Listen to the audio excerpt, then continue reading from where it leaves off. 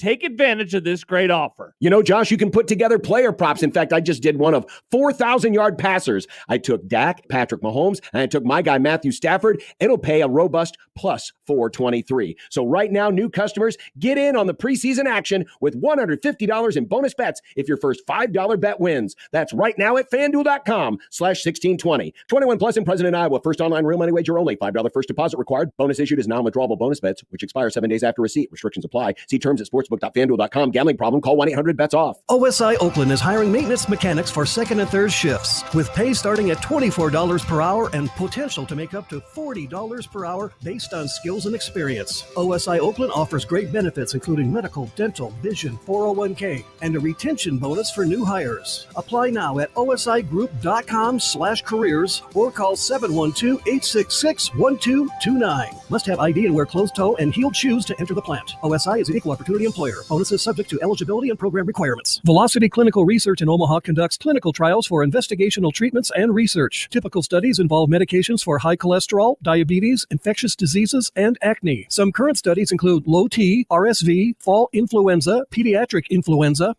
obesity ages 12 to 17, adult obesity, and asthma. Velocity also performs vaccine studies. Studies are medically supervised and do not require insurance. Velocity recognizes your time is valuable, so they offer compensation for study-related time and travel. Find out more at velocityclinicaltrials.com. I'm Rhett Lewis with NFL Network Now on the Westwood One Radio Network. Week 2 of the preseason kicked off in Foxborough. The Eagles beat the Patriots 14-13. Jacoby Brissett started for New England. He went 3 for 7, passing for 17 yards and threw a red zone interception. Meanwhile, third overall pick Drake May throwing for 47 yards on 6 of 11 passing and ran for a touchdown. Jalen Hurts did not play for Philadelphia. In other news, the Falcons signed safety Justin Simmons to a 1-year, $8 million deal, according to NFL Network insider Ian Rappaport. The move comes one day after Atlanta sent a 2025 third-round pick to New England for pass rusher Matthew Judon. Bills linebacker Matt Milano suffered a torn biceps and didn't practice on Tuesday, head coach Sean McDermott confirmed. And Steelers head coach Mike Tomlin saying quarterback Russell Wilson will start if he doesn't have a setback to his calf injury when the Steelers host the Bills on Saturday at 7 Eastern live on NFL Network. This has been NFL Network Now on the Westwood One Radio Network. All right, when it comes to getting life insurance for your family, a lot of excuses can get in the way. But ask yourself this. If something were to happen to me, who would pay the mortgage, the kids' education, and the other bills? Then forget the excuses and check out Ethos Life, the online, easy way to get life insurance in 10 minutes. Ethos has rates that you can afford, like a $500,000 policy for a 40-year-old male starting at $1 a day or $30 a month with a few health questions and no medical exam. Get your free quote right now at checkethos.com. That's checkethos.com. Not available in all states. Rates do vary. Are you the parent of a 2 to 7-year-old? Listen closely for an exciting free radio offer. By now, you've probably heard of ABC Mouse, the Parents' Choice Award-winning online learning program that's actually changing the lives of early learners everywhere. ABC Mouse is like a little one-on-one teacher. It has helped her so much. Right now, we're offering a special radio promo to try it free for a month, but you have to go to abcmouse.com/radio to claim your free month. That's abcmouse.com/radio. Sponsored by Age of Learning. Whether you own a local business or a global one, you're always looking for ways to position your operation to create opportunities and move on them faster. With Bank of America, you get access to experts, award-winning insights, and business solutions so powerful, you'll make every move matter. Locally and globally. Visit bankofamerica.com/banking for business to learn more. What would you like the power to do? Copyright 2024 Bank of America N.A. Email any of our shows anytime into the Equitable Bank inbox. At Equitable, we take banking personally. For me, John at 1620thezone.com. The Equitable Bank inbox from 1620 The Zone. I'm Sergeant Jones with the Nebraska State Patrol. Driving drunk puts everyone on the road at risk. In Nebraska, over 30% of all roadway fatalities occur in alcohol-related crashes, and every one of those could have been prevented. The decision to give your keys to a sober driver could be the decision that prevents a roadway tragedy. Help keep Nebraska roads safe and always drive sober. This message is presented by the Nebraska State Patrol and the NDOT Highway Safety Office. 1620 The Zone. Castro lifts one high in the air to deep left field. That ball sailing all the way to the wall, and that ball is gone for a home run. 0-1 the count and the pitch. Swung on, belted deep left field. That one's going to go. 3-run home run. Alec Boehm to start the night. Here's a swing and a bomb to left as well. And the Phillies are going back to back. Castellanos follows Alec Boehm with his 16th of the year, and it's 4-0 Phillies. Live from 50th and Capitol Avenue in the Big O. This is Mornings with Sharp and Handley on 1620 The Zone, 1620thezone.com, and 1620 The Zone TV. Now here's Gary, Nick, and Jimmy.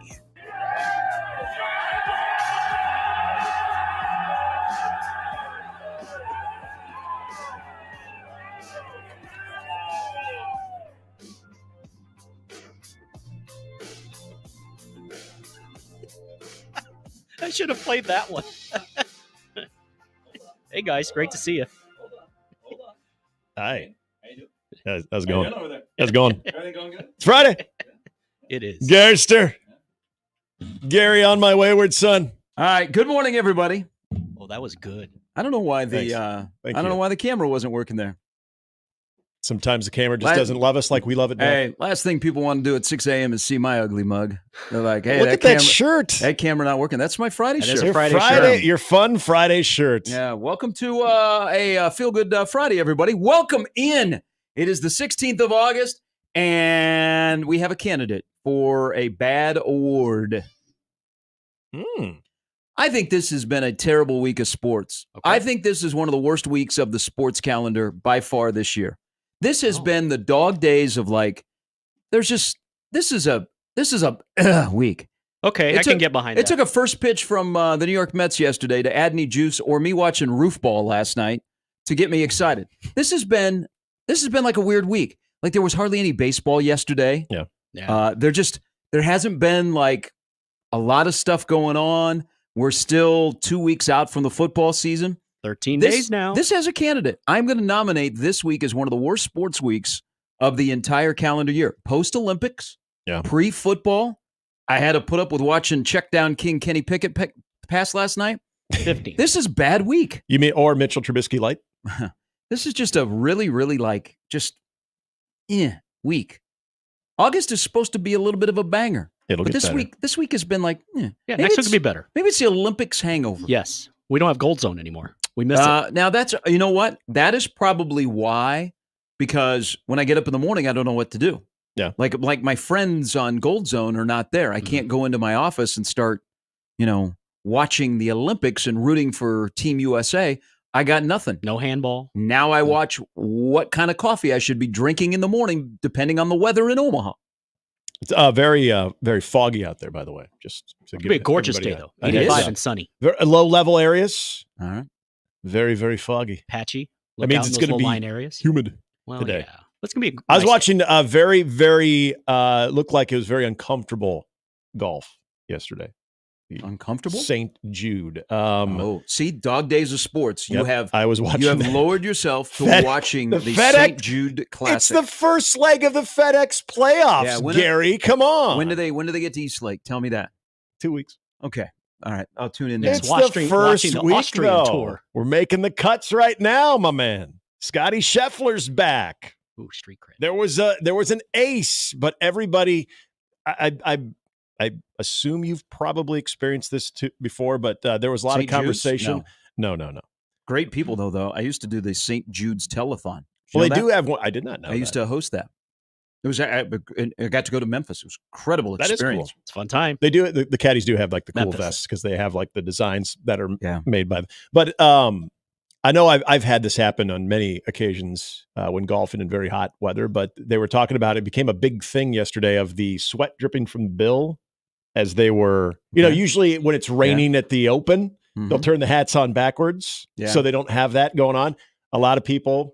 Like multiple golfers having to step out of a putt and do this from sweat and then get a towel and do this. And then they're all wearing the towels around their necks. Sounds like home. I mean, it wasn't like awful golf, but more than anything, that was the big takeaway. So that's swap ass that's what I was up to yesterday. But would people agree this has just been a bleh week of sports? I agree. Like if you want Nebraska football content, there's really not anything. No news is good news. I don't know. Is that true? Well, I mean, nobody gets hurt. Tomorrow will be a busy day. David Sanders announces where he's going at 12:15, and then Nebraska has a scrimmage tomorrow. But like this week has just been, it's like, But you say that because your team got swept by my team too. Like it was very exciting for me for Monday through Wednesday. Yeah, but we're gonna go with the luxury tax, so it makes it worthwhile. But like I said, yesterday might have been saved. So this is perfect ESPN Ocho content. Mm-hmm. And maybe ESPN does some interesting things like earlier in the day. Yeah. But they're like my TikTok. They know my algorithm. Like I was like looking in the mirror last night. I was saying, Sharpie, it's been a bad sports week. There's just really nothing going on. And then I was flipping around the channels and I found something that we all did when we were little kids, and now is the perfect Ocho content. Mm-hmm. Did you guys watch Roof Ball? No. Didn't even know what Roof Ball was. Okay, so this is a thing. I have a feeling I'm going to like this. In my neighborhood, when I was growing up, and I grew up with a lot of kids we were all similar in age, and we all played sports. Mm-hmm. We had a couple of houses where we would go play. I don't know that we called it Roof Ball, but now it is Roof Ball, and it's essentially just throwing a baseball up on the roof and trying to catch it. Oh, yeah, okay. Learning how to play the Green Monster. Yeah, so okay, you would throw a baseball up there. Yeah. You would we would play home run derby where the pitch would be a tennis ball off the roof, and then once it bounces, you have to swing and hit it with the tennis racket. Okay, never did that. That's cool, or though. the wiffle bat. Yeah. And I was glad to see this because this is really where Roof Ball takes another jump, is a football. Because a football will bounce a little bit differently from a baseball on a roof. So it's like onside kick training. We did that as kids until whoever's house it was, the parents came out and screamed at us, or it was just like nobody that was in our crew, but we were throwing it off their house because there was a 2 houses down from where I grew up. There was this really steep roof, and it was fantastic to play Roof Ball. But he didn't have any kids, so none of us were related there, and none of us lived there, and we'd only do it when he was gone. Yeah. Like we would be like out in the neighborhood riding bikes, and they'd be like, Mr. Wonderland's gone. Mr. Wonderland's gone.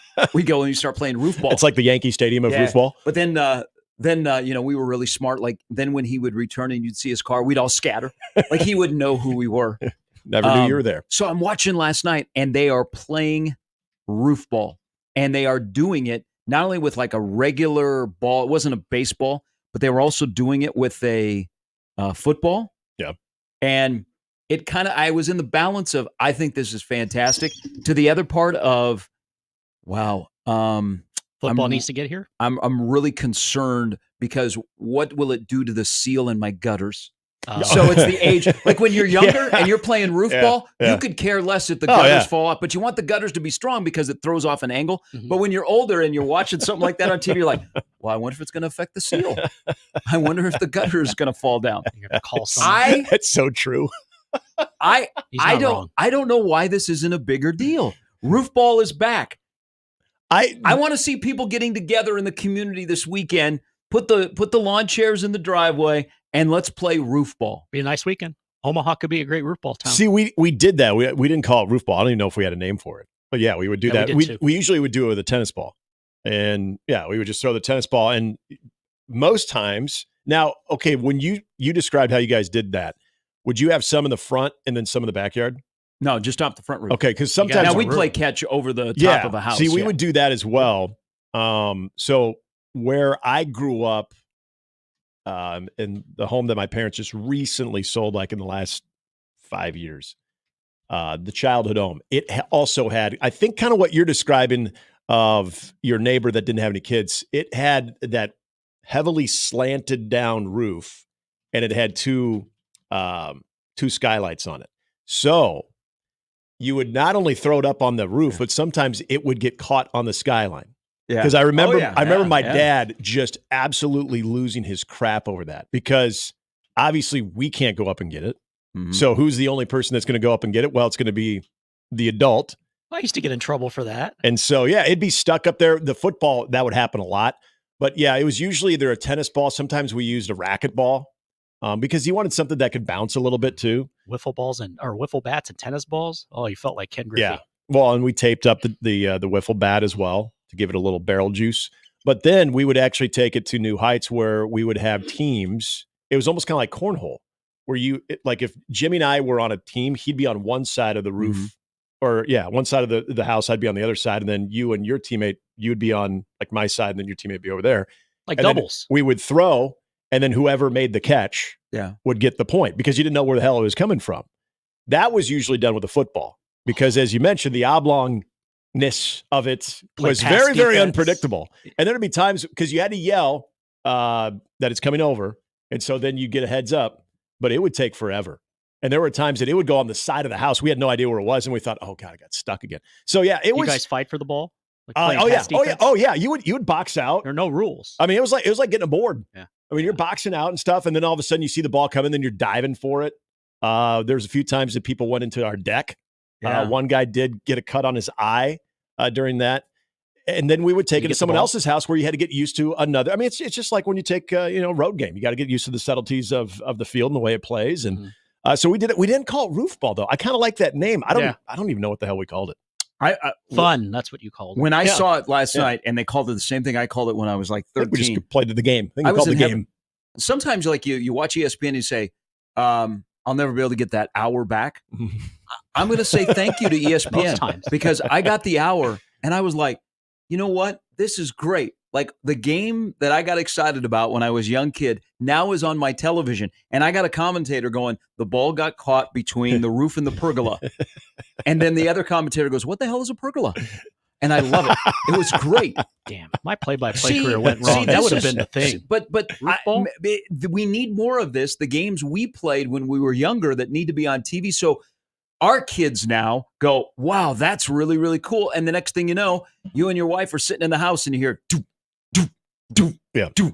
Or you're launching tennis balls off the garage door because you're trying to work on your forehand the quick and hands. backhand. Oh no, that was working on quick hands in baseball. Yeah, whoever thunk that all of these games and the way that we destroyed our parents' house with our sports, that they would become television content in the middle of August. So I know I kind of feel ESPN now I does missed they do the Ocho Day. Yeah, that's what it was. Oh, okay, because I thought they were. It's Ocho content. It wasn't Ocho Day, but it was. Yeah, okay. It was typical Ocho content. Because I did watch a little bit of cornhole. This was on ESPN? On big ESPN? I think it was early August. So it would have been the 4th-ish is when I saw their cornhole tournament, which I know coincided with their big Ocho Day. So I wonder if this was just a replay of probably something that they featured 2 weeks ago. So I hung around for a while. I mean, when how could you not? So it was raining at the house or the place where they were. Mm-hmm. And so one of the commentators was like, and this is me. This is not exactly why I was drawn to watch this, but he said I wrote this down. The players are going to be dealing with wet, heavy balls. And then here this weekend with the humidity. And then the other announcer was like, sounds like your problem. And I was like, you understand. Pull up a chair. Can I get this in HD? You could commentate that. Oh, you could. Yeah, I'd you get could in trouble. Totally commentate. I'd get in trouble. That's I mean, we all would, but some of us are drunk and we are filmed, and you say vulgar things and you make a lot of money. Old Gary on O Street in Lincoln in college, I'd be out. Probably wouldn't be sitting here. But if you know what, fathers, mothers, if you did this when you were younger, please this weekend take your kids out in the driveway and get back to playing roof ball. Play some roof ball. I think roof ball could take off. I do. And don't even go with the old man card of going, I wonder how much all that contact is going to affect the seal on the vent pipe. Just don't overthink it. Just throw the ball up there. Go, you know what, with your kids, go grab a case of Dr. Pepper, a copy of Halo 2, and just hang out with the kids this weekend playing roof ball at your house. Or Mountain Dew. You know what? Even if you have hail damage and roof damage, you know what? What's it going to do? It isn't going to hurt it anymore. No.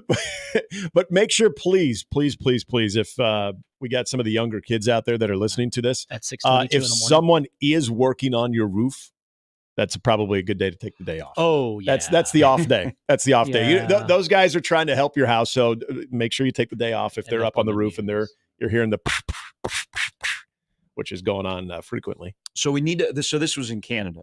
Of course, everything like these sports are in Canada. Free healthcare, all that stuff. Well, they had dwarf tossing. Nice. Which really never has taken off in this country. No. But you could go to bars in Canada and you could either pay or there were competitions where you had teams like I would be paired with a dwarf and it would see how far I could throw them. Yeah. That was only in Canada. Never really got a foothold in America. On CBC? I'm not sure where it was carried. Maybe TSN. But a lot of stuff originates in Canada and then kind of trickles down. Well, if it has a passport and can get through the border or smoke. But roof ball, this was in Canada. I would like to see more roof ball. So roof ball, broom ball, and hockey. And dwarf tossing. Canada gets after it. And dwarf. Well, the dwarf tossing thing makes sense. Are the Raptors hiring? Because, I mean, what did they say about Canadian beer? It's like moonshine. Hell yes. Mm-hmm. See, when I was in minor league baseball, you find out about all these things that you could possibly put on, like on a Thursday. Mm-hmm. And I didn't know about dwarf tossing until we had a run of midget wrestling. And one guy, that's what he does in the off season. I didn't even know midget wrestling had an off season, but he said, that's what I do in the off season. I go back to Canada and I let people throw me. And I'm like, oh, I do the same thing. And then I bet it pays well. And then I got it's probably a fun ride. In touch with the professional pillow fight league. And they're from Canada as well. And we put on a show. The Professional Pillow Fight League. Yes. What? They're professional pillow fighters. Fighters. Now, people are going to crush me because that's a word that I pronounce differently from y'all. Pillow. Pill. Pillow. The pillow you sleep on. I can't pronounce it the right way. I got you. It's something or milk. Or that state that where Northwestern and that other team is from. What do you say, Illinois? No, I had a roommate. Apparently, that did I that. used to. No, I don't say that. Oh yeah. Where did you grow up? Des Moines. No, I did not say that. That sounds very exotic. Des Moines. There are a lot of people that have trouble pronouncing Des Moines. Yeah, Des Moines. Des Moines. I'm like, what? It's a blue collar city. Okay? It's south of Amos. It's very Des Moines. That sounds very international. It does. Des Moines. I lived there for 18 years. Who do you play for? The east side of Des Moines, not international. John Deere. Unless you're hanging out in the Gaza Strip. Okay. 6:25. Welcome in everybody. Off and running on a Friday morning. It's a feel good Friday. It's just 2 weeks away from Football Friday Fiesta. Coming up on the show, we'll do some friends and foes. We'll talk some football. Zach Osterman, who covers Indianapolis Star, will join us coming up at 8. Ben Audie will join us. Be a coach. He's got an interesting project. We're looking forward. This will be the first time that we chatted with Ben. So he's going to join us at 9. And then, of course, Matt Verzal. Lineup brought to you by the Rooferys at John Higgins Weather Guard. Lincolnites that listen to the show and stream the show, we got to have a conversation. When's the last time either one of you were in Lincoln? A couple weeks ago? 2 weeks ago. You cannot find a street in Lincoln that is either not closed or under construction. I've heard. In downtown Lincoln. So yesterday, the kid got moved in. Oh, yeah. Oh, that had to be a nightmare then. Actually, I thought it was at Chick-fil-A. Noted. He's living at the Atmosphere, which is right downtown. It's across the street from Barry's. It's great atmosphere. Do they have a roof? Do they have a rooftop? Oh, yeah. Jesus! Kids are lucky these days. I know. It's like living in a hotel. I love the slumming it in college. You know, you go to the first apartment or house out of if you lived in student housing. I didn't. You do your first apartment. It's usually one of the trashiest things in the world. A lot of character. I don't even know if kids understand that. I don't even know if they know that life now. The first thing I thought of is like 26th and W in a 2-story house with 8 guys living in 3.5 bedrooms was the greatest experience. Yep. And a pig. Who cares if the place was run down and it was in not a great neighborhood? They living in squalor. Yeah. Boston Garden was in great shape. It was awesome. I was like, that was great living. And I'm walking in yesterday to this place and I'm like, this is a hotel. I mean, it's luxury living. And he's got, 3 other roommates. But so what they did, and first of all, every street is closed. Like you have to navigate on campus, because it's like before next week when everybody moves in, streets are shut down. You're driving and all of a sudden you can't go anywhere. And so I was like, If Lincoln and one-way streets was not bad enough, now every street on campus seems to be shut down or they have cones or whatever. But this place was like Chick-fil-A. They had a They tell Chuck my you pleasure. got in a row, and it just it was super efficient. Somebody was taking your order before you even parked. Yeah, and then what this place did is they hired the dudes in Lincoln from College Hunks Moving Junk or whatever that company is called, but it's a very familiar national company. So they were helping out as well. It was actually it was actually a great experience. But I was like, all the roads in Lincoln are all torn up. I go, you got 2 weeks. You got 2 weeks. But it was like a mess. You're like, detour here, that street's closed. But here's the thing. People are wondering if Nebraska is back. Okay. Why do I have a feeling that I'm getting on board here. You're going to bring up a time that there was a lot of construction around Memorial Stadium or around downtown Lincoln and Nebraska was thriving? Is this what you were talking about, Nick? Yeah. Memphis. That would explain the humidity. There was a hole in one there yesterday. Anyway. So, it is rush week for sororities on campus. We talked about this yesterday with Bama Rush. They sing to you? And, SEC sorority TikTok is making college great again. We might be back at Nebraska because I saw TikToks being made yesterday in sorority rush. Without you encouraging them to do so. We had to go to one place to move out of a frat. So, and you weren't encouraging them to do so? They were doing this on their own? No, last year I got scolded because I just stood on the corner and go, make a TikTok! Make a TikTok! Who's the random guy out there that's yelling at us to make a TikTok? I think he wants us to take off for sure. Boy, they take a lot of selfies. They do. I'm sure. I was just observing because I was chatting with a guy that was tarring part of the street on 17th. Of course you were. Well, of course you were having a conversation with that guy. You probably had questions about the process. You probably learned more about the tarring process now. I was like, God, it's like nothing but selfies. They just like walk 4 feet and go, hey. But no, last year I stood on the corner and I was going, make TikToks. But I noticed a lot of TikToks being made yesterday. So Nebraska might be back because SEC sorority TikTok is making college great again. I mean, we might be entering a whole new era in 2024 in Lincoln, Nebraska. You think Tony Petitti sent out a mandate to all of Greek life when it came to what the SEC is doing versus the Big Ten? So this is not just even a Nebraska thing, but every Big Ten school now, all the sororities are making TikToks because they've got a reputation to uphold. If it's going to mean more to them too, they need to start making TikToks with the sororities. That could be a possibility. Mm-hmm. Tony Petitti, you never know how far his reach is. On a serious note, because I was not in the Greek life. I partied at Sigma Nu because I knew a guy there, and they tried to get me to, I don't know. You were being recruited? Yeah. And I was like, no, not a chance. Okay. I go and make friends on my own. Why in this state with the schools, whether they be small or large, fraternities and sororities not bigger?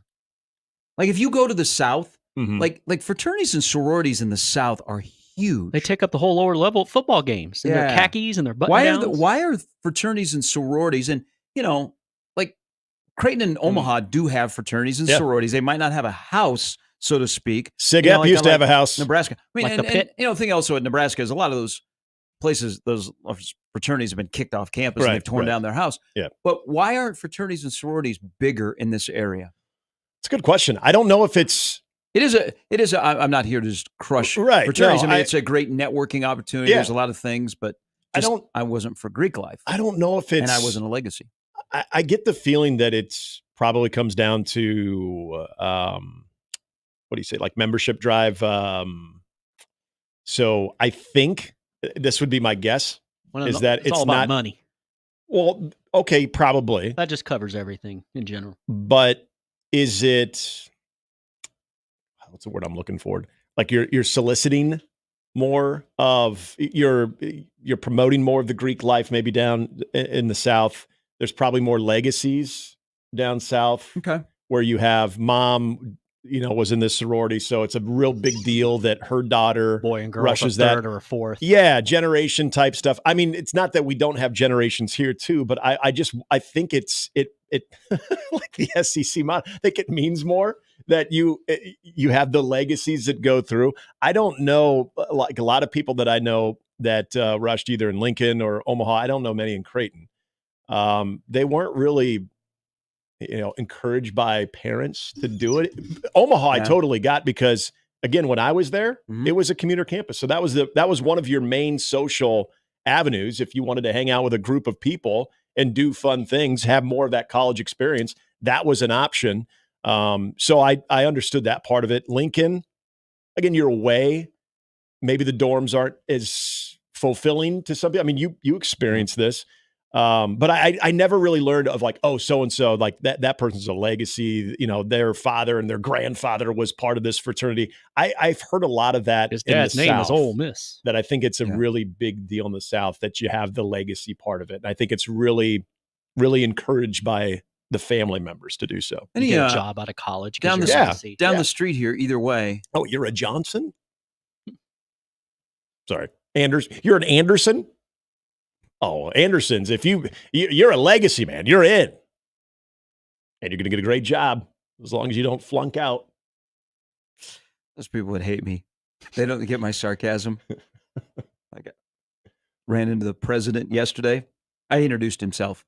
You introduced himself? Well, because we had to go get a TV. You introduced yourself. You just said I introduced himself. I got really confused. I thought he introduced him. You told him his name. So he opened the door. And so the first thing I said to him is, I go, you live here? Glad you got to see me. And he introduced himself as the president. Nice guy.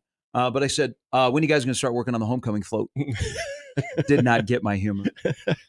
Or you could have said, is the decision maker of the home here? Should have done that one. That would have been a good one too. Are you the man of the house? But all right, you got 2 weeks, Lincoln. Every street is torn up. It is amazing. Is it done by the 31st? It's essentially Omaha as well.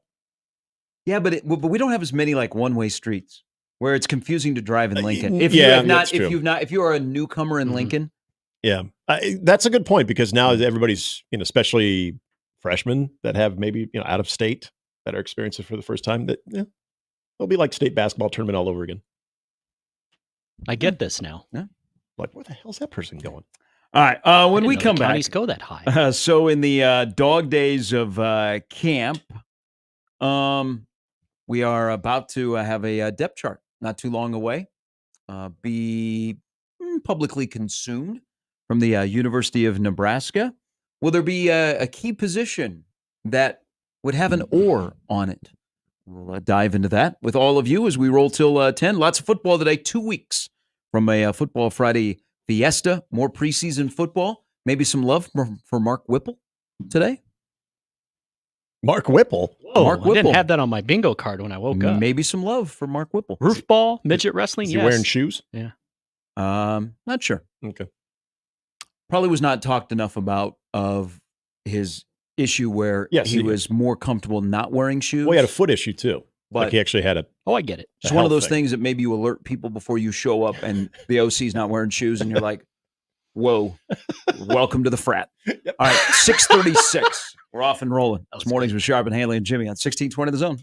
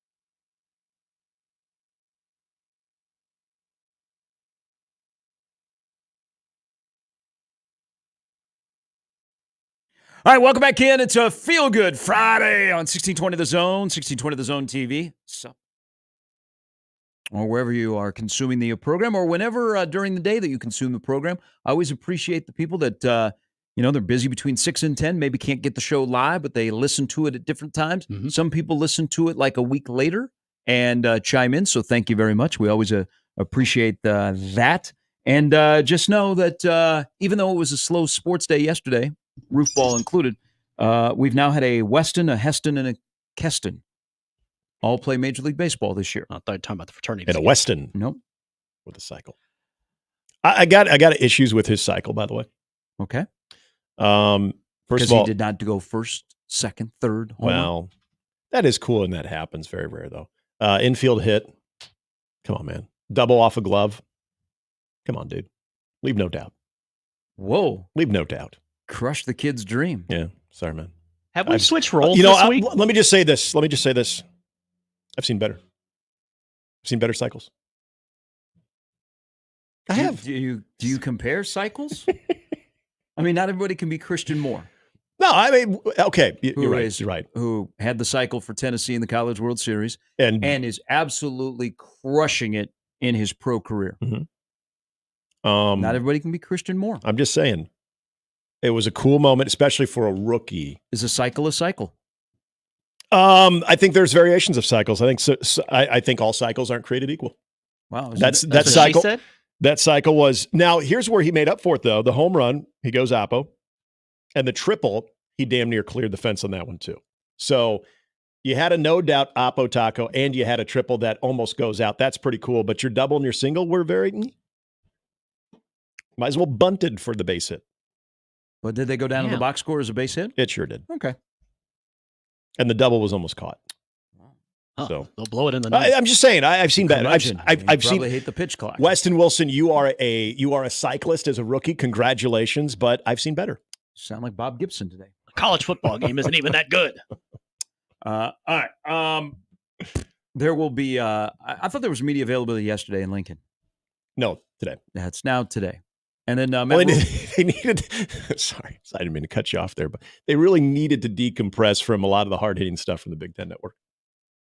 You got to have a day off from that stuff, man.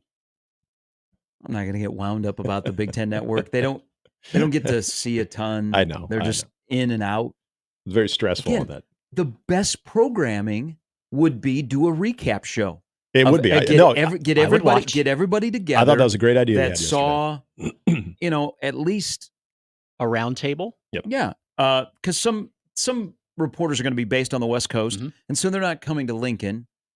But like Howard Griffith, and he alluded to it. He goes, "We're only seeing 14 teams. We're not going out west." Again, I would love them to have a round table before the season and discuss.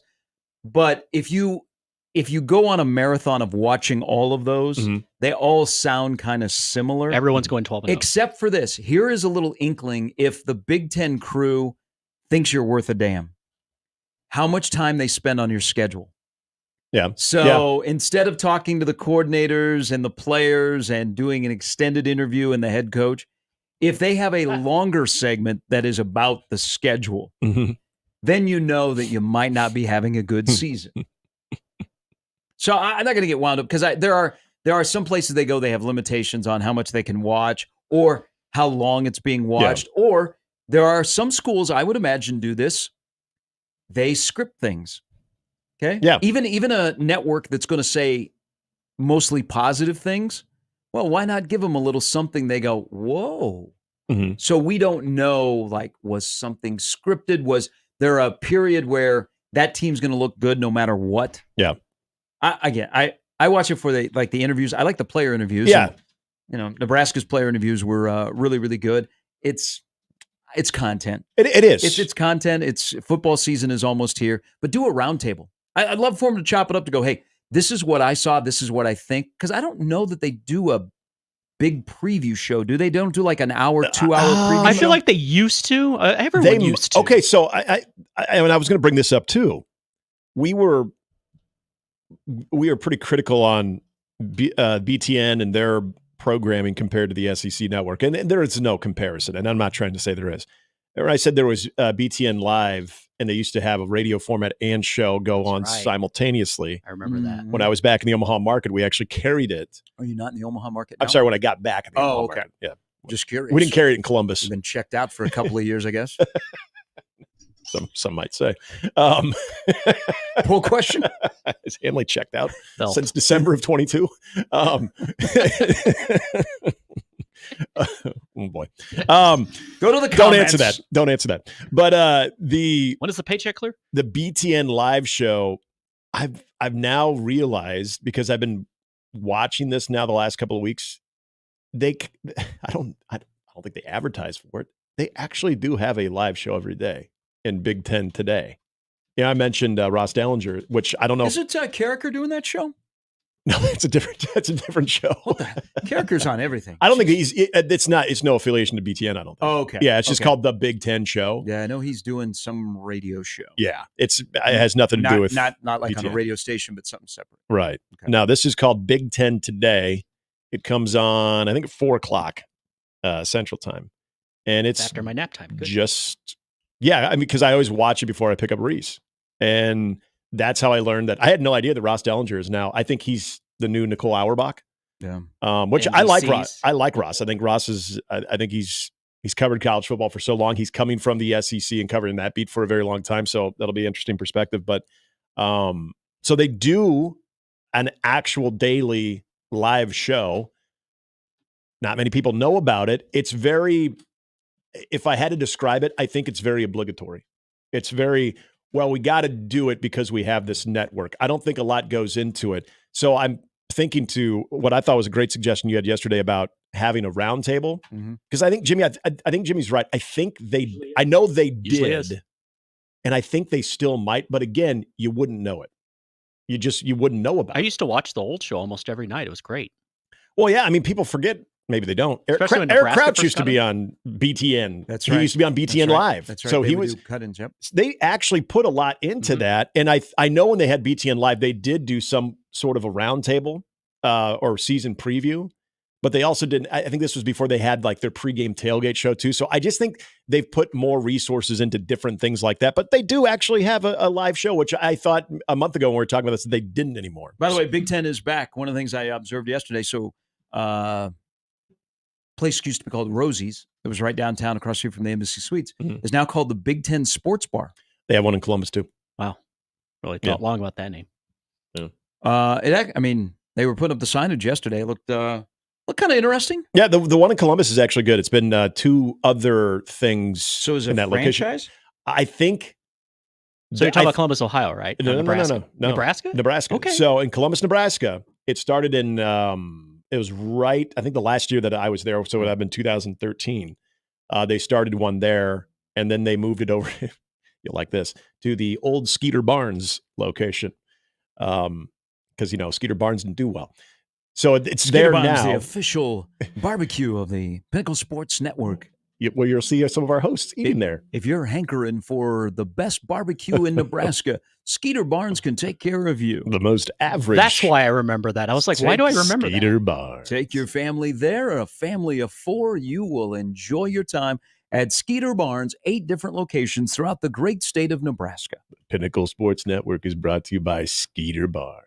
Wait, that sounded more like the Westwood One guy. But anyway, so right, I do think it is the group, the guy that started in Columbus. I think they expanded out to Lincoln. But we were just there 3 weeks ago. It was pretty good. Do you think they'll have the Big Ten Network in the Big Ten Bar in Lincoln? I think they're fighting to get that.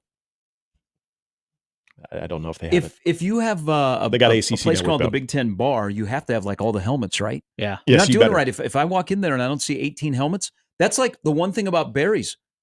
If you, like when you went to Barry's or Harpo's in Columbia, and it pained me. So the Harpo's in Columbia, which is world famous, but they would have the old Big 8 helmets, and then they added 4 for the Big 12. Yeah, and they'd have them up on the wall. You know where it really pained me? The first time I went in there, that Mizzou was in the SEC, and those helmets were gone, and it was all SEC helmets because they have a pretty cool display. Yeah. So if you own a Big Ten bar, you got to have 18 helmets. Do they have with space for more? Do they have helmets in Columbus? Or are they just stealing the name and they not really are paying attention to the Big Ten? Or do they have the original Big Ten? They're like, ooh, this is a sports bar name. See, Gary, you're going to ask me that, and I wasn't. You got to have the flags. You got to have the helmets. I wasn't in the best state of mind when I walked in there. Well, how inebriated were you that you couldn't see if they had helmets or well, flags? When you got there? I had tunnel vision. Yeah, Was it 2 in the afternoon? I was actually 4. We had a wow. We had a golf scramble that went sideways. Wow, I hope you were Ubering. Oh yeah, we were. Well, actually, our hotel was right next door to the Big Ten sports bar in Columbus. Yeah, I tied one on. Okay, so be it. So I couldn't tell you. Oh, I'm not good. Couldn't tell you if they did have the if they had the helmets or not. The helmets, guys, we're forgetting one of the best things ever, though. When I was young, now this was besides a random collection of helmets, Misty's though. Yes. With the NFL, like when I saw the Chicago Bears helmet, I was like, ooh, yes, I ate at the one across from Isles and Havelock and just all the stuff they had in there. That's the only one you should eat at. I'm not saying the one downtown has the prime rib taste any different, but the nostalgia out in Havelock, and probably for people that go there, the bar there, they used to have so much more. Mm-hmm. And then I've been once to the one over by Wesleyan. We've always gone to the downtown one. I couldn't stop looking to at the all downtown. Or I'm sorry, not the downtown one. I've been in the downtown one once. The Havelock one. You're in heaven. Got to back up in Misty's like, just go over to Isles. Yeah. All right. Welcome to Lincoln Sports Talk Radio today. And Columbus too. And we'll keep a Lincoln thing going. So as Nebraska scrimmages tomorrow, and we might tomorrow. I'm not sure on this. I haven't got confirmation, but they have voted on the single-digit numbers. Yeah. So I don't know when that will be announced, but there'll be a lot of curiosity if the quarterback will get one of those. What I want to know when this is all said and done, and the obvious thing since December is that Dylan Raiola is your starting quarterback at Nebraska, I would like to know how competitive it actually was. They'll say there was competition, but how competitive on a daily basis for quarterback one at Nebraska there was. Because there will not be, and if you're still in this camp, man, I got nothing for you. If you think, well, do you think at quarterback there'll be an or? No. My friend, there was never going to be an or at quarterback at Nebraska. They have treated Dylan Raiola like the portal quarterback in college football, where there is no competition. That person is your starter from day one. Dylan Raiola has been your starter from day one. There will not be an or, but I would like to know a little bit more of the competition. Like, was it tight? Yeah. When was there separation? Was it in the spring? How did it look in the summer? And then what has fall camp been to expand from QB1 to QB2? Now, could QB2 on a depth chart at Nebraska have an or? Yeah. Could it be an or? Because I think there'll be very, some coaches who troll us and they're like, I got to put one out, but whatever. Will be or, and the next thing you know, you're at Minnesota. Okay. But if I was doing like a true depth chart, like in the man cave, where I've got a helmet board coming, speaking of helmets. Oh, yeah? Yeah. Wow. I need to be more childish, I think. So I've ordered an NFL helmet board with the plastic helmets. Yeah. And the standings? And I've got a Big Ten one coming. Okay. Oh, that's weird. Yeah, I like it. But classing up the joint. Do you have space for all those helmets in the Big Ten? Yeah, so when I bought it online, I was like, just reminds me there are a lot of teams in the Big Ten. But think about this for a moment. In the man cave, I got up the depth chart and I got the scholarship distribution chart. Okay, and I got my recruiting, I got my hot board up there. Yep. Your whiteboard. So you basically have the war room. Dude, I have no life. But honestly, if you were releasing a real depth chart that was not, we got to just put it in the game notes because we got a page that's open. But internally, that's our depth chart. Realistically, how many ors would be on a Nebraska depth chart released for the UTEP game? How many position group? You don't have to go, well, I think there might be 7. Yeah. And it would be Bob and Steve but position groups where there would be a legit or on a real depth chart. Corner opposite of Tommy Hill.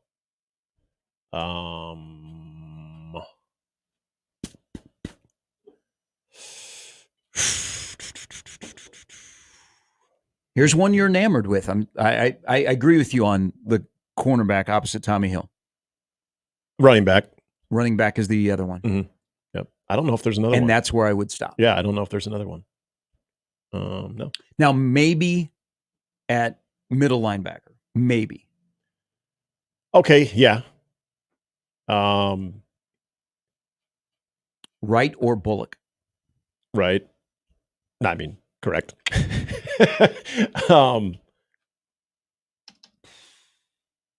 Yeah. Yeah, I think that's it. I'm trying to think of like the jack position, wide receiver. I think you know your guys. Obviously, you got tight end with 24. Yeah. I think running back and yeah, corner opposite. Yeah, maybe between Bullock and Buddha, but yeah, that's and you're going to see that in this. Like they're both going to play anyway, so it doesn't really. Who starts as opposed to who ends the game. People like look at those depth charts. They like to discuss the depth chart. There's been years that it has been more intriguing because of maybe certain position battles that we haven't got any clarity on. And so you're thinking the depth chart will answer that. It doesn't. No, it doesn't. They solve it by just putting an or. There have been coaches here that they treat their depth chart to the public like they treat their vote in a coach's poll. Right. Hey, Keith, can you do the coach's poll? And then while you're at it, can you do our depth chart? Right. You've watched enough practice. What do you think? Yeah. But it's I think in a real depth chart, it would be very limited. Now, Ryan says place kicker. Alvano is back. I don't think it will be there. But at quarterback, I think behind QB1, there could be an or at QB2, possibly. Mm-hmm. I figured that's where you were going. And honestly, but there is. I got nothing for you if you still think there would be an or for QB1. No, the definitive approach of a backup quarterback would benefit who?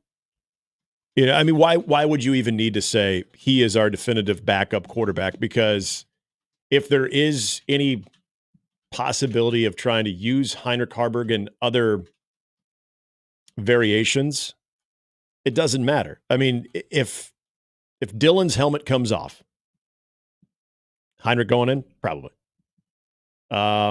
If there's long-term injury. Ooh, wait a minute. Hold on here.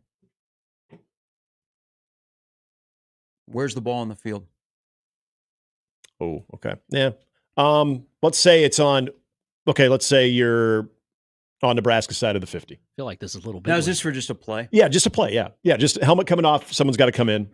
Okay, maybe from that standpoint, maybe you are going Jalen Gramstead.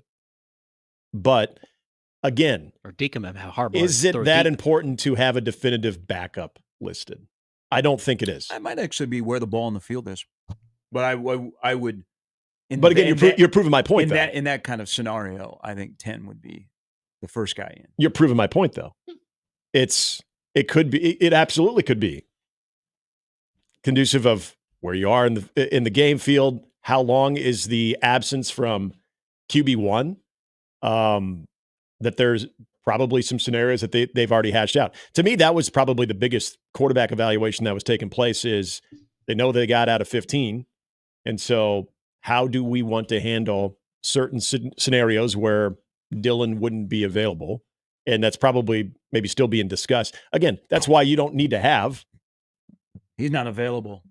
I'm checking to see what Juwan Gary's vertical has improved in the offseason. Hey, tickets go on sale today.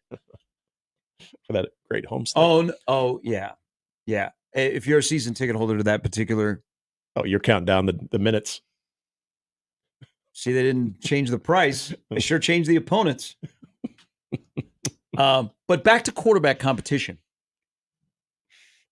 And there are some interesting battles that are going on. Like Wisconsin announced the other day, Phil Longo at practice said Van Dyke is our guy. Mm-hmm. There aren't really, what is Iowa going to announce about their quarterback? Yeah. They're still 2 weeks out. They'll go through another scrimmage. But Will Howard was announced as a starting quarterback at Ohio State. Shocker. The transfer portal, though, in football at that position has led to less competition.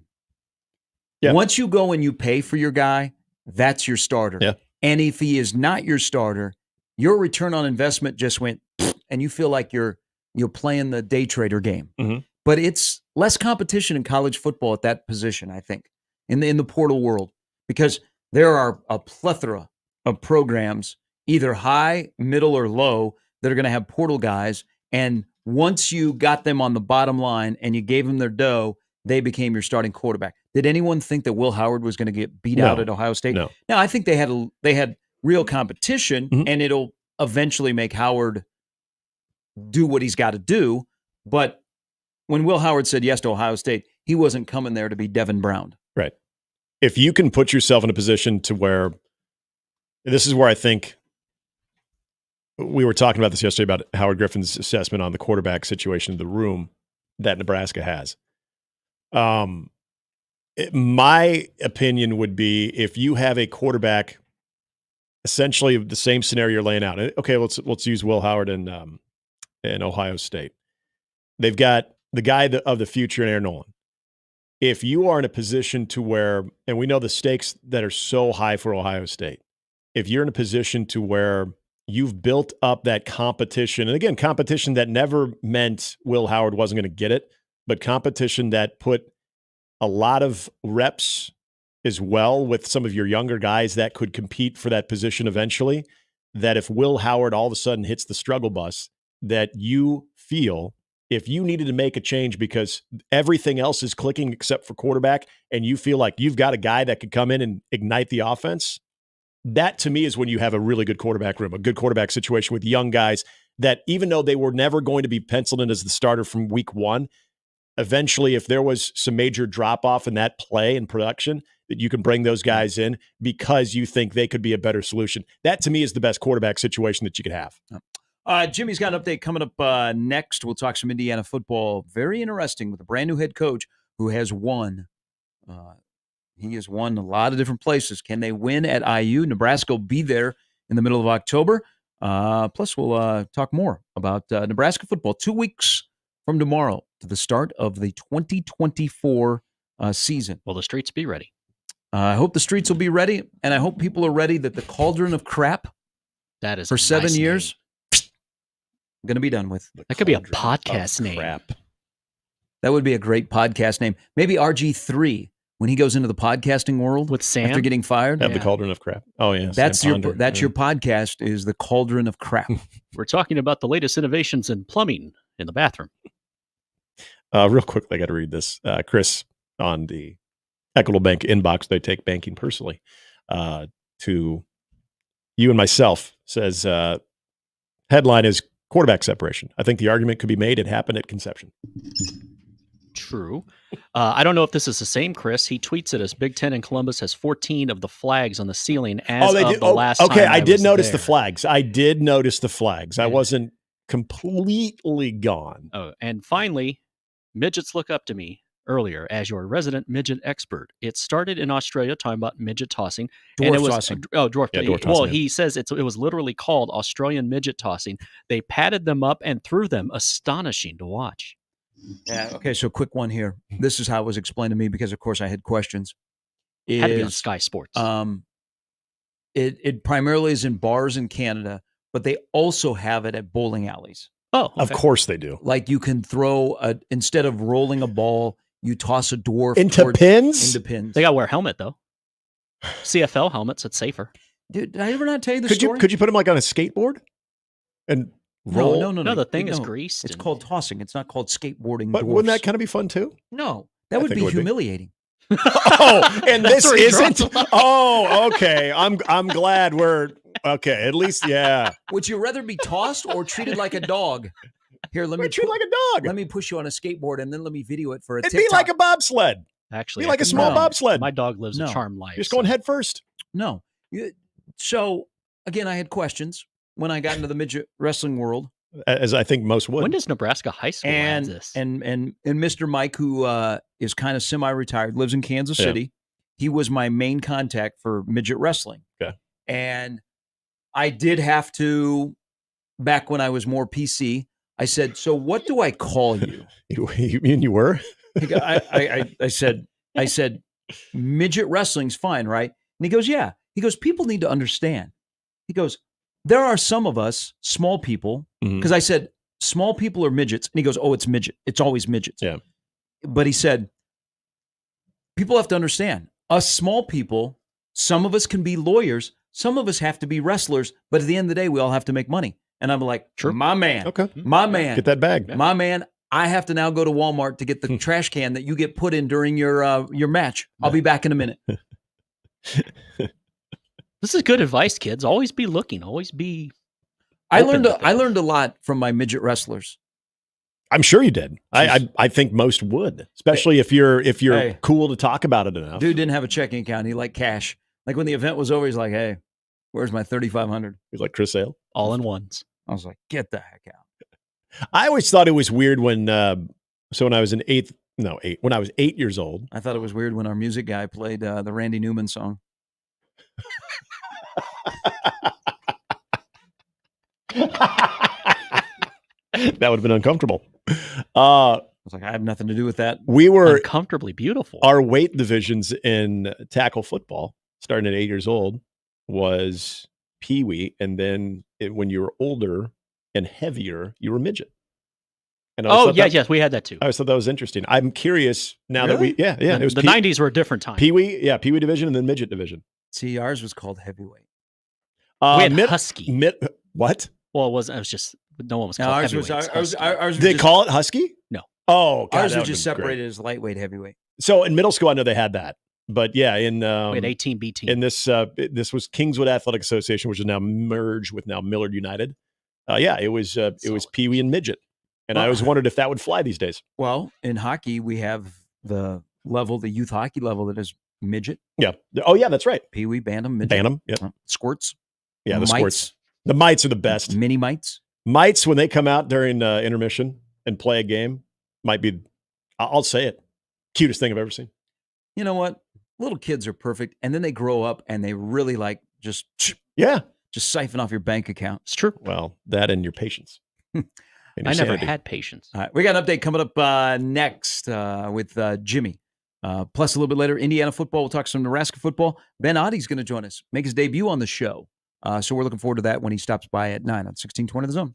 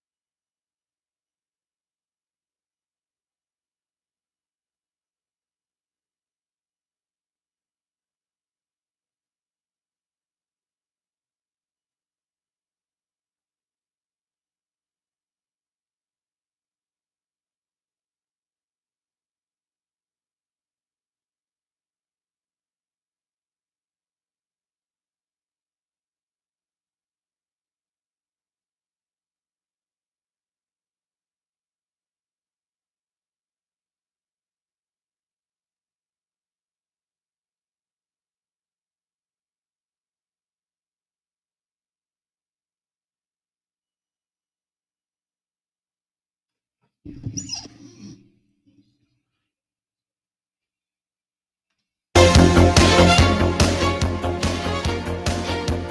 right.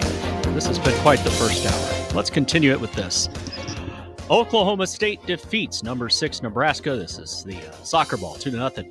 Beaver Stadium in the season opener for both teams. Hey, that means it's a new school year, new athletic season. Nebraska is now 135-59-11 against Big 12 opponents. Of course, you knew that. They looked to rebound against Colorado State, not of the Big 12, 1 o'clock Sunday. It was dong-tastic last night at Werner Park. That's because the Storm Chasers pick up another win, 8-0 over Louisville. They're now 72-43. They picked up a 5-4 win Wednesday night when Ryan Fitzgerald hit a 3-run homer in the bottom of the 8th. Last night, Drew Waters, Devin Mann, and John Rave all homered, not at the same time. That would be some weird sort of Canadian rules to back a strong outing from 3 Omaha pitchers who combined on a 6-hit shutout. They'll do it again tonight at 6:35. Should be a lovely night for baseball at the old ballpark. In professional football, the Buffalo Bills' Matt Milano suffers a torn biceps during Tuesday's practice, and the starting linebacker is out indefinitely. The Bills cannot catch a break. Jump through a table now. He'll undergo surgery with hopes of trying to return possibly in December. Coach Sean McDermott confirmed Milano had a biceps injury ahead of the team's joint practice yesterday with the Pittsburgh Steelers in a bitter rematch of a 1992 divisional playoff loss by the Steelers to the Bills, 24-3 at Three Rivers Stadium. Anyway, he did not specify it was a tear. The College Football Playoff Selection Committee will no longer use conference championships as one of its tiebreakers because the new 12-team, soon-to-be 96-team format guarantees bids for the 5 highest-ranked conference winners. The changes in protocol, or talking about COVID, which was approved by the FBS commissioners and Notre Dame athletic director Pete, don't call me Kurt Pavakwa. Quick, kids, YouTube Tommy Lasorda and Kurt Pavakwa if you want to smile this morning. Anyway, it was implemented at this week's annual meeting of selection committee members in Laguna Niguel. And then after you do that, YouTube Lee Elia. All right, when the commissioners decided upon the 12-team format for this fall, they also agreed to place an emphasis on the importance of winning a conference title because it is embedded into the model that eliminated any use to use a conference title. Who cares? It's just going to be a bunch of SEC and Big Ten teams anyway. So moving on, the National League Central leading Milwaukee Brewers will have to continue their playoff push without Christian Yelich. This is a big deal. He's undergoing season-ending back surgery today, putting an end to the 2018 NL MVP resurgence season. He was having a good one. He was leading the NL in batting average at .315, on-base percentage at .406 when he went on the injured list late last month, but he hasn't played since getting removed from a game at Wrigley Field on July 23rd. Yelich has been dealing with back trouble for the past few years, haven't we all? And the issue landed him on the injured list twice this season. The 32-year-old Yelich said Thursday in a video posted on social media that surgery was just the best option we really had left. Just in case Philadelphia's Weston Wilson needed a reminder on the hit he needed to complete the cycle, fans chanted double-double.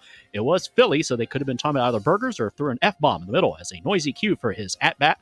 Teammate Bryce Harper offered a helpful tip on Thursday night saying, I know, he's saying a what? A tip, just the tip. Yep. Bryce Harper offered it, telling him to hit the ball or something like that. Anyway, they were routing the Nationals. He lined a shot to right field. It was nearly caught by right fielder Alex Call. Nice name. Call fell short on a diving attempt. The ball smacked off his glove, rolled towards center, giving Wilson the opening he needed to take up Harper on his advice. He hustled to second in the 13-3 win, becoming the first rookie to hit for the cycle in Phillies history. He's a regular Rusty Kuntz or even a Johnny Dick shot. Finally, we end with the best news of all, and I'm being serious. This is the best news of all. Hall of Fame second baseman, the great Ryne Sandberg, says he is cancer-free. The Cubs great made the announcement on Instagram yesterday, nearly 7 months after he announced he had metastatic prostate cancer. Rang the bell this morning, he wrote. We did it. We won. What a dream team. Family, doctors, friends, nurses, fans who supported myself and Margaret through the last 8 months. We feel so blessed from all the love, prayers, thoughts, and positive words that have come our way. Modern medicine has come a long way, so once again, early detection is important. Annual doctor visits, time to celebrate. How about that? Rhino beats cancer. Screw cancer. He was on 670 The Score. They were having the Cubs cancer radiothon. It was Danny's thing. It was a pretty cool moment, and that's great. You know, a couple months ago, they unveiled the statue outside of Wrigley Field. Mm-hmm. It was pretty emotional. Yeah. Man, growing up, he was my guy, and to see him like go through this, and then he's winning and announce it yesterday on live radio. Yeah, that was great. Thanks, Jimmy. One other thing here in the world of recruiting, Iowa yesterday got a legacy. Yosei Epinesa, whose brother AJ had an okay career at Iowa. Guy freaked me out. Guy was a terror. Yes, he was. Now in the NFL with the Buffalo Bills. So his brother has committed to Iowa, 6'4", 250 pounds. There's one recruiting site that has him as a 5-star, but he's a high 4-star. He looks exactly like his brother. His brother was a dude at Iowa. Yeah. It would have been a bigger story if Iowa would not have been able to get him. Yeah. I mean, because he's not just, he's a legacy, and so we feel the need, we have to recruit him. He's a really, really good football player. So good pickup for Iowa. Just reiterates the point that in this conference, whether you're in the middle pack of the Iowas, the Nebraskas, Wisconsins, or you're at the top, man, you got to be recruiting. If you are not recruiting in this league, you are in trouble. If you are not always looking to upgrade your roster, so they get that. But I was thinking, Nebraska's got plenty of legacy guys as well. And it's not a given that a legacy player is going to go where his dad played football. I'll use Caleb Benning as an example. If Scott Frost was still a head football coach in Nebraska, Caleb wouldn't have played at Nebraska. K-State made a huge push. Caleb and Kleiman connected because we like Kleiman. Because how Caleb plays football and what Kleiman does. But once Rule got in and built up a relationship, and then Evan Cooper, it was, the legacy of the Benning name is going to stay, and he's going to go to Nebraska. So it's not always a slam dunk thing that a legacy is going to go where dad was, because some like to, have their own legacy and go somewhere else. Yep. So it's more of a story when you don't get him. It would have been a huge story if he would have gone like to Penn State. But I was thinking about his commitment to go play defensive end, and we're talking about a legacy that's playing quarterback in Nebraska that is a 5-star. If you could get a 5-star, you're playing in the Big Ten Conference, you're guaranteed to get 1 5-star a year. Would you take a quarterback, a tackle, because there's a guy that's a 5-star that's going to commit tomorrow to an SEC school that had an interest in a Big Ten school locally on this side of the river, or a defensive end? I would say defensive end. Quarterback, we've had it before. People forget about Harrison Beck. People forget about Kurt Dukes. They don't always pan out. I think a lot of 5-stars, not all of them have similar paths to where they come into college too. And some I don't think deal with the hype very well. Now you could say that about, I guess, every 5-star position player as well. Something about guys that play on the line of scrimmage though. Like I would probably put defensive end number 1, tackle 2, quarterback 3. Defensive end, if you get an absolute game wrecker that is only going to get bigger with your strength and conditioning program, and most likely is not guaranteed or even asked to start day 1, I would take the defensive end, and then probably left tackle. Now, not everybody tackle. Not everybody in this league can be Ohio State, Oregon, Penn State, which most years they're going to have that quarterback. Their starting quarterback is going to be in the top 5 position rankings in an 18-team conference. I'm with you on defensive end. I think Nebraska has a more realistic chance to get their head above water and develop consistency by being one of the top 4 position unit groups in the Big Ten at defensive line. I think Nebraska's got some making up to do with offensive line. This current group, even with all the experience in a good offensive line conference, is still probably 8th or 9th. But defensive line, they're probably in the top 5. And this is historically, and will continue to be this way, a really, really good defensive line league. Michigan and Ohio State have the 2 top defensive lines. Mason Graham at Michigan could be the number 1 overall pick next April. Maybe. But Ohio State and Michigan have the 2 top defensive lines. Who's right behind them? Oregon and Penn State. And then Nebraska is probably 5th in the Big Ten. So I would take a defensive end to play on the defensive line, because I think for Nebraska, they're not always going to get a 5-star at quarterback. They're not always going to get a 5-star tackle, because that 5-star tackle, unless you have a relationship with them, it's going to cost you money, and you're bidding sometimes against yourself. Yeah. But in terms of being able to go get defensive linemen, a 5-star defensive lineman, and be in a strong position group where you have to be to win this conference, I'd take, like you said, I'd take defensive end 5-star every day. If I only get one every year, defensive end, offensive tackle, quarterback. Well, and to kind of piggyback off of your point there, the situation for Nebraska is you lay out not only in the now of a well-respected group, but and a lot of people are going to point to the veterans on that group, but look at the young players behind them right now too. And when those guys have the torch handed over to them where they're the first guys on the field, you got another wave of guys coming in. Now you're going to see guys like Ty Robinson and Nash Hutmacher and probably even Jamari Butler. These are guys that are most likely going to, well, I would say, especially the two, probably three, going to hear their names in the NFL draft. Going back to Epinessa's little brother, thinking about if you were to consider a different avenue, because what he had, Oregon, Penn State. I mean, he had some pretty good options there too. Yeah, there was no Mercer in there or anything like that. Amherst. But what you have is not only a place that your family is going to feel well connected to, but look at what they're also doing with the defensive line from a production standpoint, a development standpoint, and what they're doing in the NFL. So Iowa was always going to be, even if there wasn't a legacy, even if there wasn't a family connection, was always going to be a very appealing option.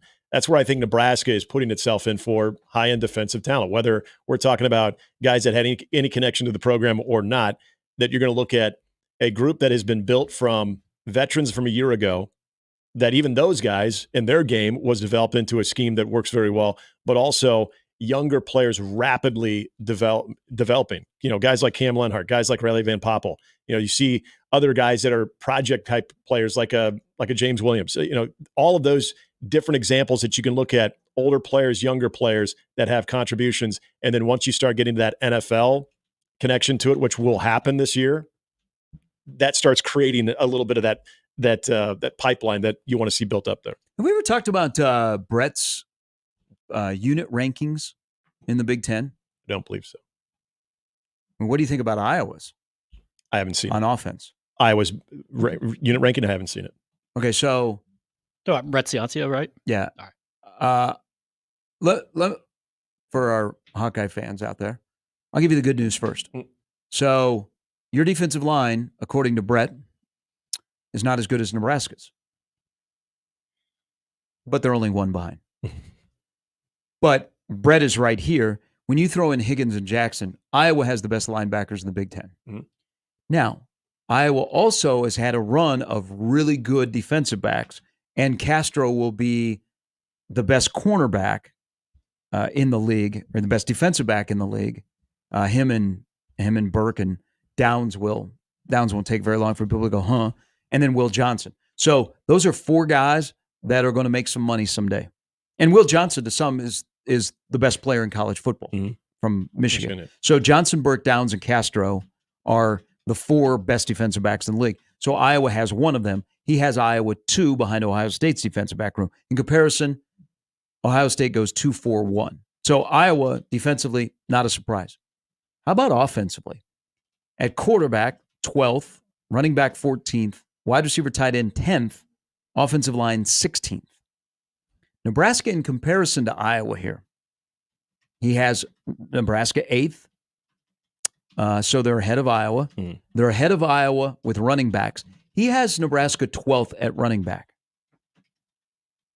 I think internally, they're a lot higher on running backs than I think the fan base and media are in Lincoln. Wide receiver tight ends 8th, so that's better than Iowa. Yep. Offensive line 9th, better than Iowa. From 16 to 9, yeah. Now, Wisconsin, he thinks Van Dyke, before the season, is a shade ahead of Raiola. He's got Wisconsin 8th at running back. Wide receivers, tight ends at Wisconsin 5th. Offensive line 4th. But defensive line at Wisconsin is now into the double figures at 12th, linebacker 8, DB 7. I think the biggest I would say the biggest eyebrow raiser for Iowa is offensive line is 16th. And I'm not saying that's flawed, but I go off of program reputation and things where Iowa has been able to make their hay. Usually it's the running back benefiting from a good offensive line, but looking at the offensive line, it really, if you go back to COVID year. It would have been when Tristan Wirfs. So that would have been the COVID year. He was part of that. Gets drafted by Tampa Bay in the first round. From that point on, you saw a little bit of decline there, and to me, that's interesting because that's where. Why did you see decline? Why did you see decline with the Iowa offensive line? I might be allowed to say something nice about somebody, but I'm. I'm just assuming that the recruiting of that position took a bit of a hit, and the head man did it to himself, in my opinion, because of who was the OC. He moved his son to OC. Yeah. Brian Ferentz is a pretty good offensive line coach. Right. Mm-hmm. Oh, yeah. Has the look and everything. Iowa on the offensive line is a little make it or break this year. We live in a world where 4 years ago, I wouldn't have said, I bet Nebraska will have a better offensive line 1 year than Iowa. Brian Ferentz was a really good offensive line coach. Yeah, no doubt. And from the offensive line standpoint of Iowa, what would intrigue me for them getting that type of rating is it hasn't been obviously up to par, and I know we've talked to folks around Iowa, they're reluctant to go all in, but they will point to the fact that it is, in a similar way to Nebraska, there's a lot of experience there. There's a lot of upperclassmen on that offensive line right now. But if you factor in, it's that whole premise of the good news is we got everybody back. The bad news is we got everybody back. So how do you, so maybe what you're saying, that the make or break type of year for them is probably the best way to look at it, because in a similar way, we're waiting for Nebraska's offensive line all to come together and have that collective consistency. I think it's kind of a similar conversation going on with Iowa right now. But Iowa's had the more recent reputation. Now, Nebraska's offensive line is going to make a transition. That's why it's important this year to start to build up depth for young guys to play, because they have, they return offensive line starts amongst the tops in the nation. And so a lot of those guys are going to move on. The other thing about, you always got to be recruiting in this conference is, man, you better have bangers at position groups with your position coach. The people in Iowa City are not enamored with George Barnett, who is now in his fourth year as the offensive line coach. We talk about defensive line, where I think Nebraska, defensive line recruiting and development and being important will not take a step back under Terrence Knighton. So it's important. Keep Terrence Knighton. Mm-hmm. He's happy here. He's got a good thing going. Yeah. Man, always got to be recruiting. And you better have a head coach that knows how to hire people on his staff and make the right hire. Or if you don't make the right hire and your position group is struggling and it's one of the reasons why you lose, got to move on quickly. So that's why I say they're not trading offensive linemen. They're like, hey, Matt, this is Kirk. We got a tackle. He's going to be a sophomore. Can we deal? Do you guys have maybe one of those plethora of young defensive backs you could maybe send us? But for a position coach, it's his make or break year in Iowa City. Yeah. You made me think about the trade deadline. That could really serve college football very, very well too. This is a brilliant idea I had that nobody has ever run with it. Don't you think? I told you we're closer than you think. Don't you think Sarkisian would be blowing up the phones looking around the country? He's looking for RBs, man. Hey, man, I've lost 2 running backs. I'm only down to 3 scholarship guys. Hey, we might be able to get you for future considerations. Yep. You got a running back, man, that is disgruntled. Hey, Matt Rule, Dowdell. What would it take to get him into Austin? What do you need from us? Yeah, we got a couple freshmen redshirt freshman offensive linemen that are playing the tackle position too. That if you guys want to throw in the mix there, we got some experience there. We're a little bit heavy on that side, so what do we got to do? Let's make a deal. Instead of going to the portal middle of the year, you need somebody as a backup. You call Toledo, and instead of trading him a player, you just give him cash. Like, we'll give you $1 million. Cash consideration. Yeah. So the payday that you missed out on maybe in your non-conference, you get on the back end of a trade. The funny thing is, we laugh. We're a lot closer to that being a reality than we were 10 years ago. Are we? How shocked would you be in 5 years if there was some sort of some version of a trade deadline or a trade? Yeah. I probably wouldn't. You predicted it. I probably wouldn't be here. I'd be like, oh, okay, so college football now matches my fantasy college football league. Yep. Oh, I see. It makes sense now. Where's Nebraska on the waiver wire on a Monday morning? This is when you'll go to YouTube to watch the good old No, days. so you last long enough to say, "Hey, I suggested this," and then you're like, "All right, cool." Yeah. So are you saying that when Nebraska hired Billy Devaney, they were ahead of the curve? They had a Yeah, GM that Yep. was in place? The GM. That's right. Remember? We're like, wait, what? Oh, I like this. This is fun for radio. There's not a chance. There's not a chance this would ever happen. But God, it would be fun. But think about the trades you could make. Like you got maybe, you're getting to the end of camp. You got a disgruntled guy. Thought he was going to play. You know what? Give him a fresh start somewhere before he gets to the portal, but you make sure you get a return on it. Everybody wins. Do we get hold-ins or holdouts? Of course. You know it's going to happen. Hey, our baseball program needs some pitch comms. Let's send him to an SEC school. For a third-string offensive tackle, we get 3 pitch comms. You start actually going within sports programs too. Hey, man. They got Work better with technology. DVH and Sam at Arkansas. And Our TrackMan has been busted for a while. Hey, Adrian goes to Gabs and goes, "Hey, man, we need to help our budget. I know you really like the freshman you got, and the centerman is doing really well, but can we maybe find some cash for him?" Just listen to me. Just stay with me here. Trust me. North Dakota's been calling. They're willing to give us some cash here. I just been on the phone with BC. We could fleece them. Boston College is ready to give us some cash if we can give out that left winger. Pop Isaacs gets off to a good start, and so all of a sudden his value goes through the roof. But they have a backup. They have a freshman that one of the baby birds that they really like. Mm-hmm. They can move Pop Isaacs at the trade deadline. Yep. Building for the future. Screw the portal. Let's have in-season stuff. Just all right. That probably this idea probably eliminated any chances that it'll replace Charlie Baker at the NCAA. Or will it? Like, whoa, this guy's he's a visionary. progressive. He's a progressive thinker. I'm sure there's other things that are in my way that would prevent that happening. All right, Random Mike, stay right there. Ooh, on a Friday. We'll get to him in a moment. We'll talk Indiana football at the top of the hour. Mornings with Sharp and Handley on 1620 The Zone. Hey, what I'm going to talk to you right back now.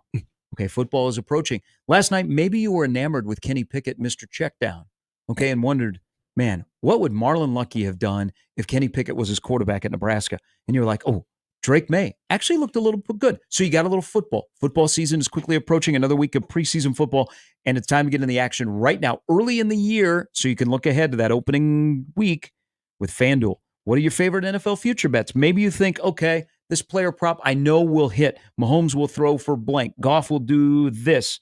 You know what? Parlay them together, Nick, and you got some different picks for even bigger payouts. Well, and if your Kansas City Chiefs are not the favorite to win the AFC, maybe you look down with a healthy Joe Burrow and say plus 750 for the Bengals to get back to the Super Bowl. Right now, new customers can get $150 in bonus bets if your first $5 bet wins. No better place to get ready for the football season than FanDuel, America's #1 sportsbook and official sports betting partner of the NFL. Go to FanDuel.com, use the promo code ZONE. That's FanDuel.com/zone to sign up today. 21 plus and present in Iowa. First online real money wager only. $5 first deposit required. Bonus issued as non-withdrawable bonus bets, which expires 7 days after receipt. Restrictions apply. See terms at sportsbook.fanduel.com. Gambling problem? Call 1-800-BETS-OFF.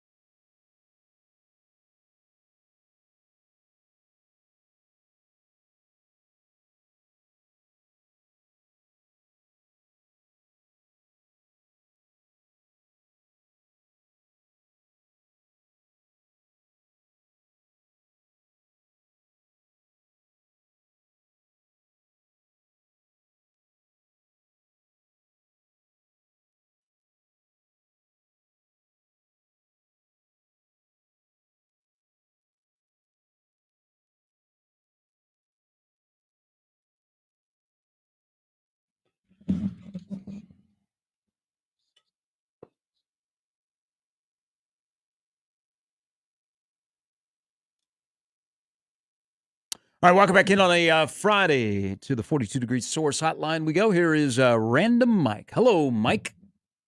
Hey, guys. I got a couple questions. I apologize if this has already been covered, but Jalen Gramstead, I've got an Iowa buddy. He's kind of a Husker hater, but guess where he went to college? And he was an athlete there, Northwestern College in Iowa. So I think if Gramstead's a factor, he may become a Husker fan. But do you see him being a factor? I mean, if Raiola is hurt, could he be the guy? I'm still gonna say most likely Heiner Carberg. That's just what my gut tells me. But I think Gary brought up a good point earlier, and that is, what's the situation? Are we talking in like a very short stint? Are we talking more 3-4 game stretch? Probably depends on the situation. So he is showing things where they think they wouldn't have a problem putting him in if I think they're sliding him towards the trust tree. He's got a really good command of the offense. I mean, you can tell that he played in a really good offense. I think just the speed of the game is one thing he has to overcome, but he's been impressive. I mean, he doesn't look out of place, if that makes sense. Good. I'm glad to hear it. Another thing I haven't heard much about, and I tried to find some stats on this. Maybe you could. Our defense last year, it strikes me that for the first half or the first 3 quarters, they were exceptional, but not so good in the fourth quarter. Have you seen stats on that? Like if you compare them to the rest of the country in the first half, the first 3 quarters, and then you compare them to the rest of the country in the fourth quarter, that there's maybe a big discrepancy there. Is that fair? Well, when in Nebraska's wins, they were great on third down defense. Nebraska's losses, they couldn't get off the field. And they also wore down, I don't know about particular fourth quarter, Mike, but later in the year, when they got to November, they started to wear down.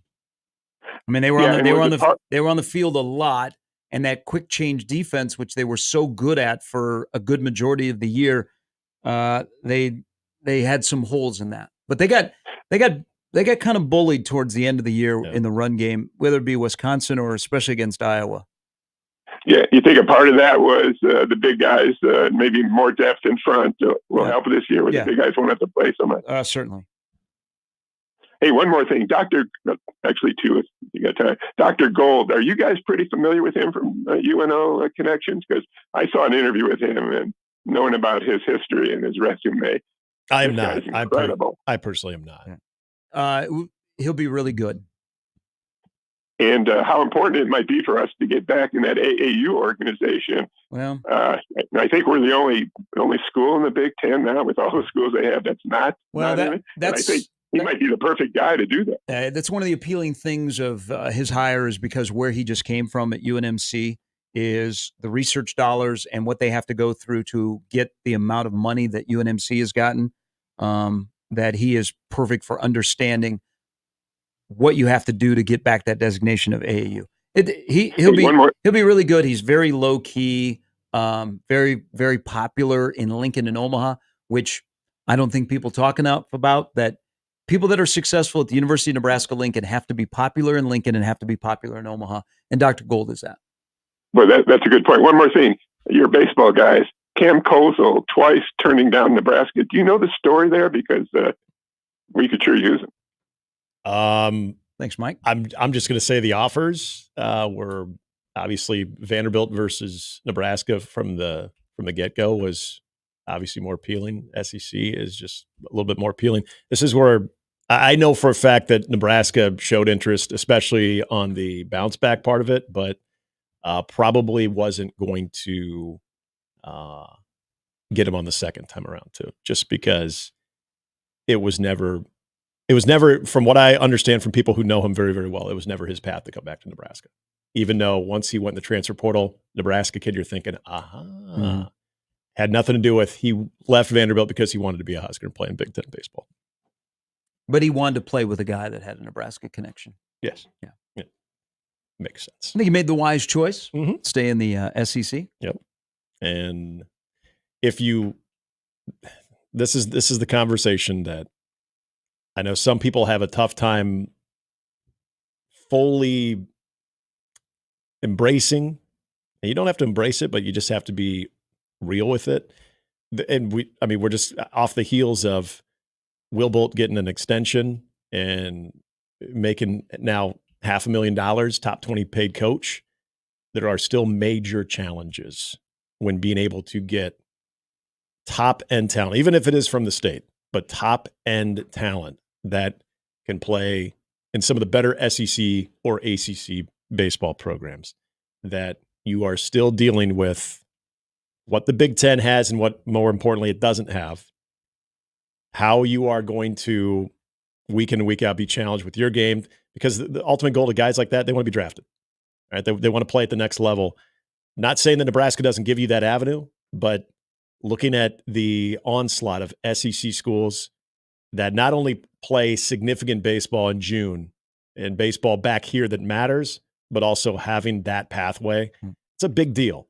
So, look, the Nebraska baseball brand, I will say, is strong.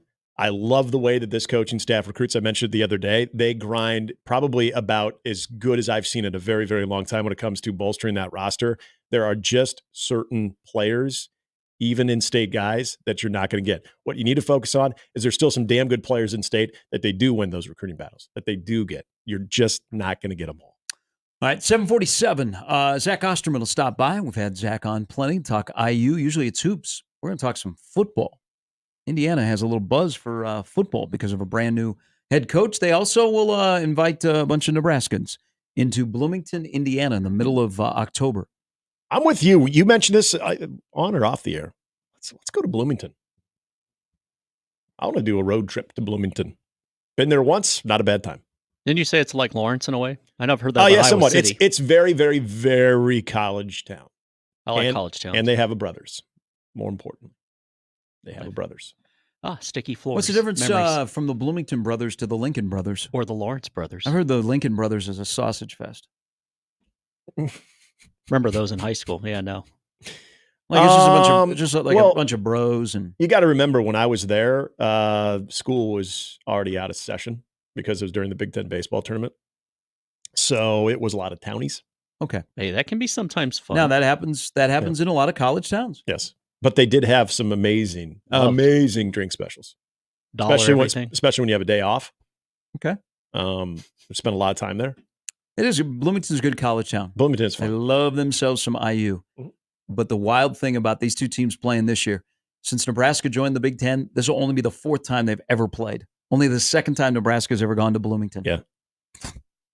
But they played Ohio State 32 times in the span of 12 years. And I believe including 6 in between 1 year. Michigan and Penn State, 49. Mm-hmm. But the thing about the IU Nebraska games in the Big Ten, they all have been kind of interesting. Either they've been close or there've been some controversy. Mm-hmm.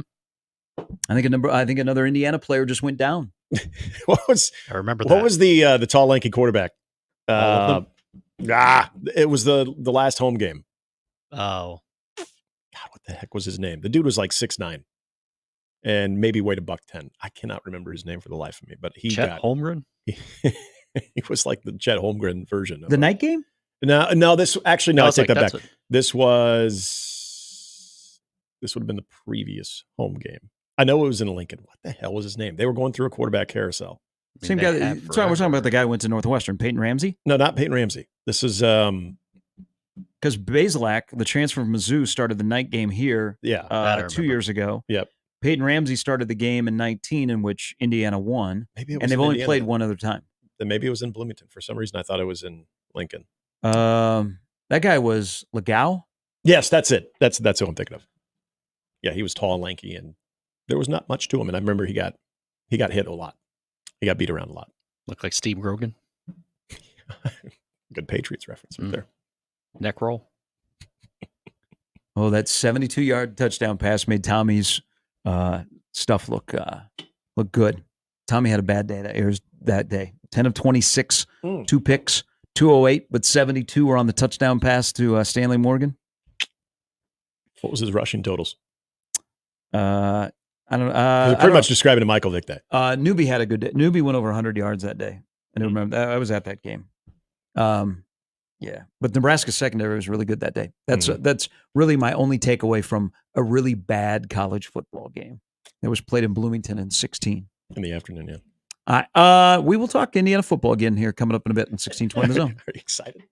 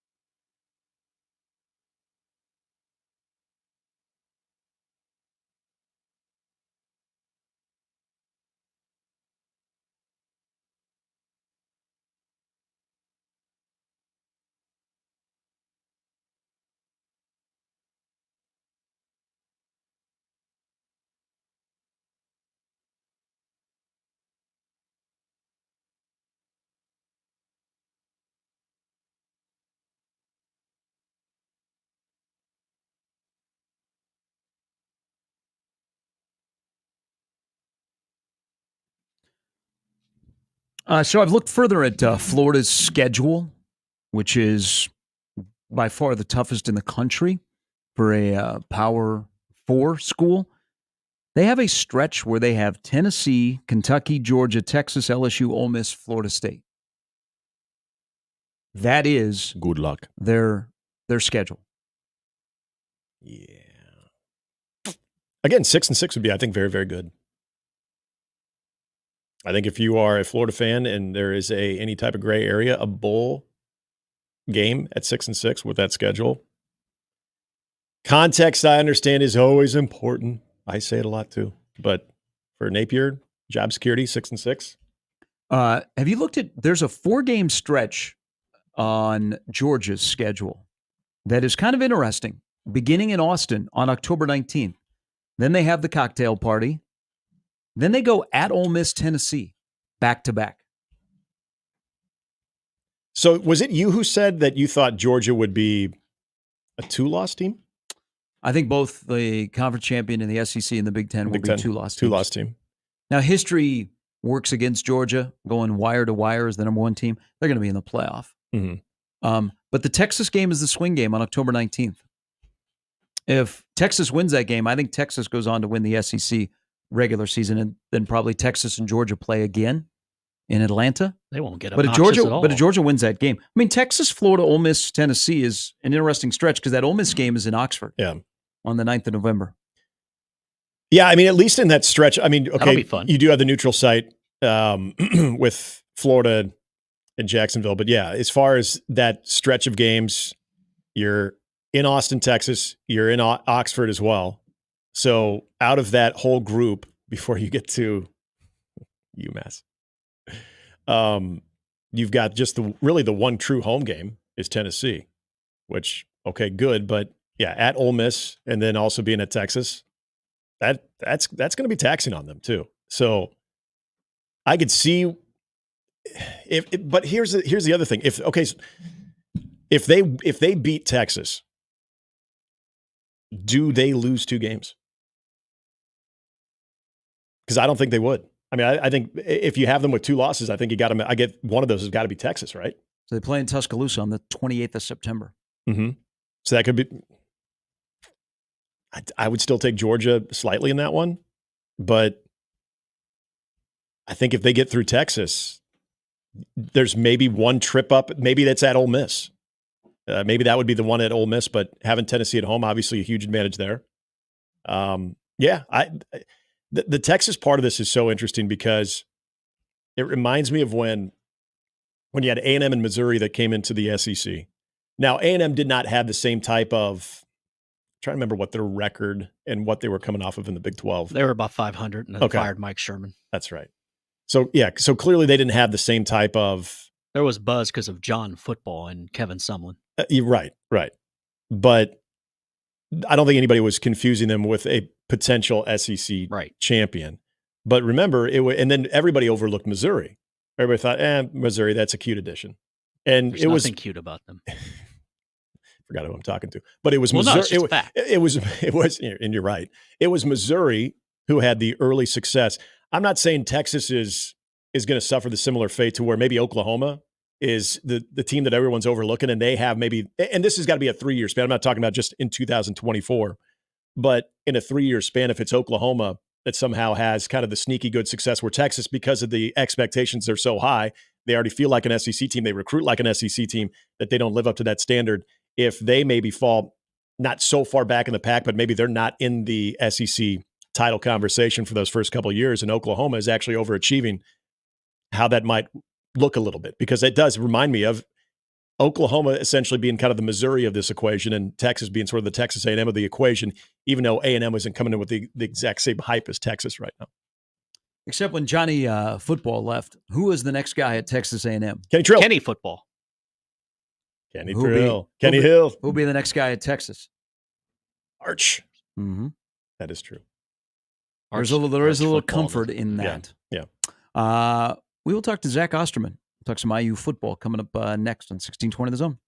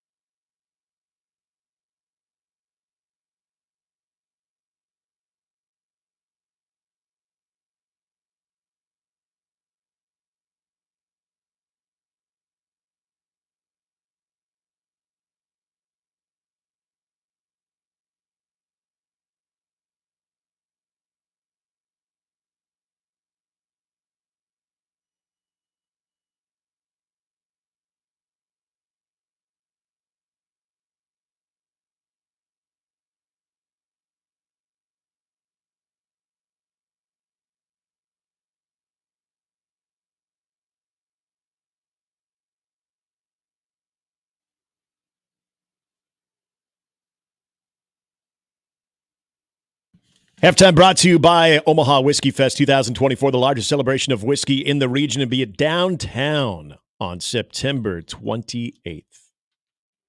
All right, one of the good guys in the business that we've gotten to know, even though Nebraska and Indiana haven't done much in football against each other in the Big Ten, playing very, not periodically. They will play for the fourth time coming up on the 19th of October in Bloomington. Zach Osterman, who covers IU for the Indy Star, joins us now. Good morning, Zach. Hey, how we doing? Good. Usually when we talk to you, we're talking basketball. But there is, from afar, there's a different vibe about IU football. But my question is, we watched from afar Tom Allen have this 2-year stretch where it's like, whoa, Indiana is making noise as a football program. And then after the peak, it was really, really rough against Power 5 opponents. And Indiana, big buyout, brought in a guy that's got a ton of energy and, oh, by the way, is a winner. So before we talk about the current regime, you've been around this program for a while. What can or what should Indiana football be on a yearly basis? Yeah, I mean, I don't know. That is a, I don't say it's a loaded question. It is a difficult one to answer. And I think we sort of live in this time, right, where a football program can kind of be what it chooses to be to an extent. Not that Indiana could just sort of NIL its way to being Ohio State, but, Indiana could, and I think at least to some extent has, chosen to try and be more competitive in the NIL space, emphasize football a lot more. I think Indiana certainly understands that, football is kind of the ultimate currency, maybe the only currency in, sort of the immediate future for college sports at large. On the other hand, there are still undeniably some cultural drawbacks. And I actually think that one of the things that has probably endeared, I should say, Curt Cignetti to his fans, and I know has endeared him to his players, his administration, etc., has been his attitude of just, there's no reason we shouldn't be trying to win. He said, and I thought it was even interesting, he kind of brought up that success you talk about with Tom Allen, where he said in media days, everybody in the conference says Indiana can't win. It's only been 3 years since Indiana was one score away from a Big Ten championship game appearance. And obviously that was the COVID season and it was all weird, but I think his point is still valid. Obviously Indiana went to the Gator Bowl the year before that too. Indiana has kind of shown that if it does the right things and it sort of sets its mind to being good at football, or at least being more competitive at football, that it can do some of those things. But listen, it's, I got a buddy who, because I live in Bloomington, obviously I know a lot of IU fans. I got a buddy who's fond of saying, they're IU football until they aren't. And I sort of understand that too. And that's where I think, does the rubber meet the road in year one for Curt Cignetti with a heavily remade roster, but a schedule that's somewhat favorable and potentially a little bit more leeway than what Indiana's had in the recent past. Well, and we were just talking about some of the quarterback play at Indiana. If you go back all the way to that outstanding 2020 campaign and then seeing the quarterbacks that come through, even as recent as what I think a lot of people thought with Connor Bazelak coming from Missouri, but another transfer quarterback that from Ohio on paper looks like a great fit, looks like is going to be able to lead this offense too with Curtis Rourke. When you look at where this offense is going to be from the beginning of the season and where they should be there by the end, I mean, is there a lot of optimism that is where this thing starts with what they've done both on the offensive line, getting transfers from James Madison, but also with Curtis Rourke? No, definitely. And I think that's also Cignetti's background. He brought 4 offensive assistants with him from James Madison, including his co-coordinators, one of whom was his play caller at JMU, the other of whom's quarterback's coach. The other part of it is, and Cignetti will say this openly, it's his offense. He says, I don't really spend a lot of time on the defensive side of the football. I'll do some head coach type stuff there, but I'm not stepping into meetings and drawing up, blitzes and things like that. He is an offensive guy. It's his offense, and historically it's worked. And I think it's probably relevant even to point out that it has worked with transfer quarterbacks. If you go back and look, he's had, I want to say it was his last 2 years at JMU. he had transfer starting quarterbacks both times. One time, I think the QB was first or second team all conference. The other time, he was the conference player of the year. That was last year. So he's had success, taking a quarterback in a short space of time, getting him into his system, making him successful, et cetera. I also think the other thing with Curtis Rourke is, Indiana has been in this sort of quarterback purgatory primarily through injuries in the last 3, 4, 5 years. And listen, Rourke could get injured, obviously, but for the first time in a little while, it feels like Indiana's got some stability in the sense that there's kind of a recognized, experienced guy at the top. It's pretty, Signetti has said he's not going to name a starter, but I think we can all finish the math equation when he starts talking about Curtis Rourke and understand he's QB1, for FIU week 1. But that's kind of allowed the younger guys like Taven Jackson, who Indiana was kind of asking to do too much last year as a redshirt freshman. Well, now Taven Jackson's got a little bit of cover, a little bit less pressure. He can just kind of focus on, getting better and figuring things out and fine tuning things, and not maybe feeling that pressure of, well, I better grow up fast because the program kind of needs me to shoulder a big load. It's weirdly kind of allowed things to balance out a little bit more at that position for a program that has just had way too much turnover, way too many injury problems, and far too often ask guys who were not ready experience-wise to go out and try and win Big Ten football games. I think Rourke has helped with that as well. So, again, Zach, I'm a fan of Signetti. Watching him last year at JMU and his story, and he's been successful, and he is super confident. You spend a little time with him, and you would think you could go out and beat Alabama if you could just go find 11 guys in the parking lot. Little tongue-in-cheek. But he's a winner that is a positive guy. You've also been around a lot of guys in this program. The message is the same, and then reality hits, and they get worn down, and then some good people are out of jobs around Indiana football. Why might this be different? Even talking before they turned the scoreboard on and played FIU, why do you think that this might actually be different? I think a big piece of it is Signetti. And I mean, I think the story that Scott Dolson, Indiana's AD, told me when he was, going through the search process, and it was a pretty fast one. I mean, they fired Tom Allen on a Sunday. I think Signetti was announced on a Friday. So, I mean, Indiana was prepared to move quickly. They'd, done some pre-vetting. They got a search firm so that they could just kind of knock out, somebody to help them with all the background stuff and whatever else. And the way Dolson told it was basically he got off a Zoom, like an initial Zoom with Signetti, who I think a lot of us, on the outside, the media, people just sort of perceive Signetti's an East Coast guy. He's been in North Carolina. He's been in Pennsylvania. He's been in Virginia. Would the Midwest kind of make as much sense? I think he was linked to like the Duke job if Mike Elko left, or I think Syracuse wanted to get involved with him at one point early on in their process. But Signetti on the Zoom kind of expressed, some real interest in the Indiana job. And Dolson said he came off the Zoom and just thought, I think that guy can win here. And Scott Dolson's been around Indiana athletics pretty much his entire professional life. He was a fundraiser for many years. He was Fred Glass's deputy. So basically second in command, if you want to look at it that way, for 11 years. And now he's AD. So, sometimes that insider, position isn't always the best thing, but I think in this case, it helps because you got somebody that understands the background, that understands the challenges of this place. And I think there's just a strong belief in Signetti. And then I think too, Indiana has, before Indiana hired, that week where Indiana was searching, the search has eventually landed on Signetti. Indiana, I was able to confirm, had about doubled its NIL sort of commitment to football to about $3 million, which wasn't a crazy number, but it was a lot better than where it had been. And I believe that number has at least doubled again since then. So it's never going to be I don't think Indiana's ever going to have the NIL resources of, football passionate schools like a Nebraska, like an Ohio State. But I think Indiana has at least gotten itself to a place where it can reasonably say, hey, we can go in the portal and we can fight for a Curtis Rourke. We can, we can keep D'Angelo Pons, kind of bring him along with Curt Signetti rather than losing him to an SEC school, whatever it might be.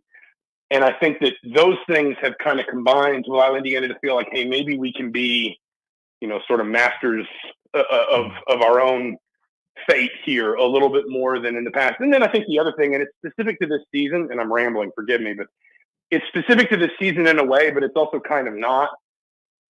They're not in the East anymore, and it's weirdly poetic in a way, like the way the schedule lays out. The first year they're finally free of the East. They don't play Oregon, they don't play USC, they don't play Penn State, they don't see Michigan or Ohio State until November.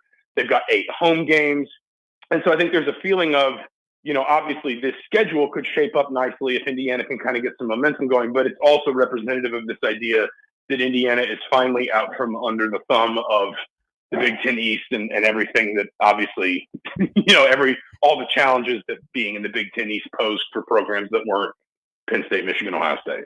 Zach, you brought up something interesting about NIL, because I wanted to ask you about that when it comes to Indiana, especially where schools that are perceived as basketball schools, how that can be a challenge to recruit to, but also when it comes to name, image, likeness and the resources that you can put in on how what you maybe are able to spend for basketball, that it does maybe ramp up a little pressure to put some of the resources also into football.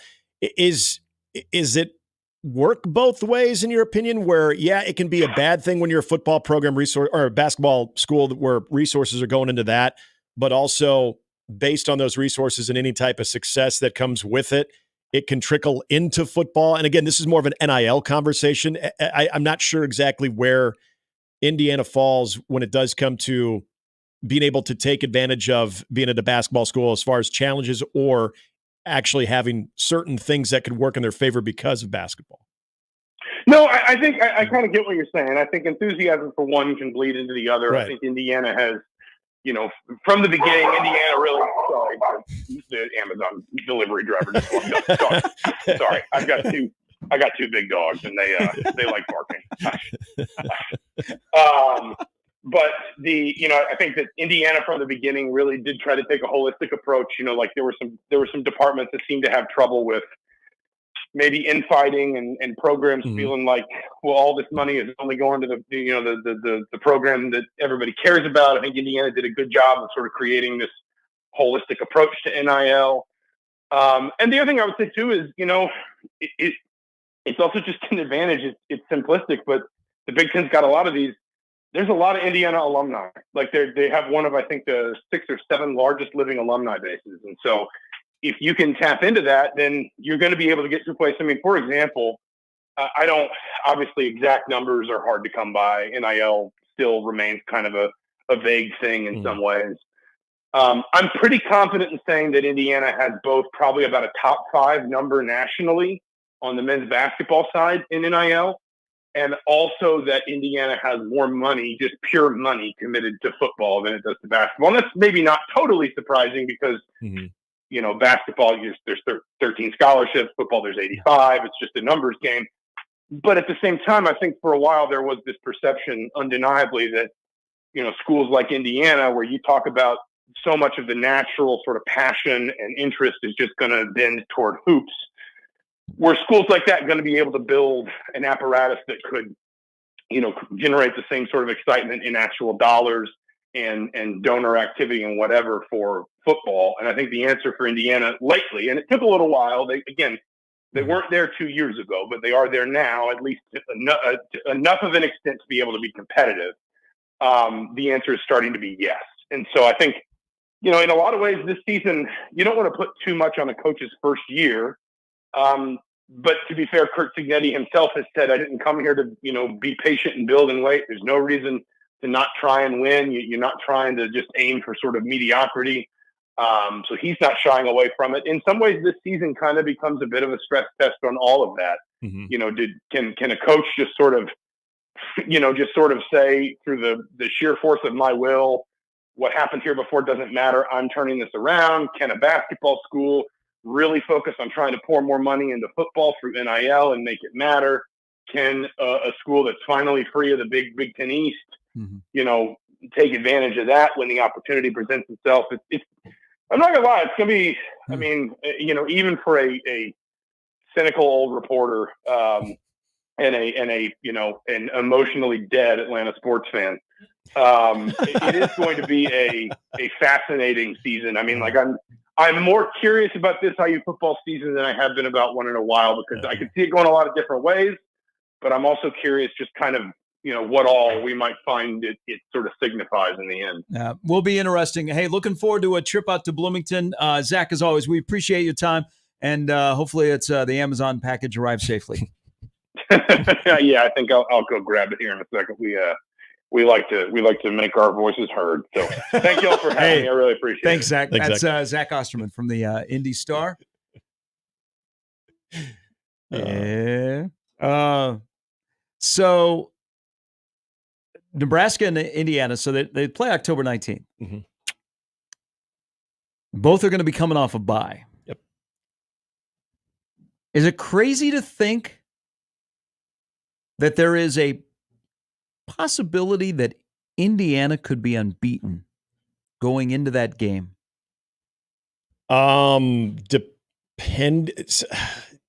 It's not crazy. I would say 4-2 would be more likely. Yes, I think Maryland and UCLA, because they had UCLA games in LA, I believe, right? Yes. Okay. You get Maryland at home. I'm going to say 4-2. Maybe I think 5-1. I'll say this: if they were 6-0 going into that Nebraska game, I'd be shocked. I think they drop one of those two conference games. So would they. Well, in the world of Indiana. Mm-hmm.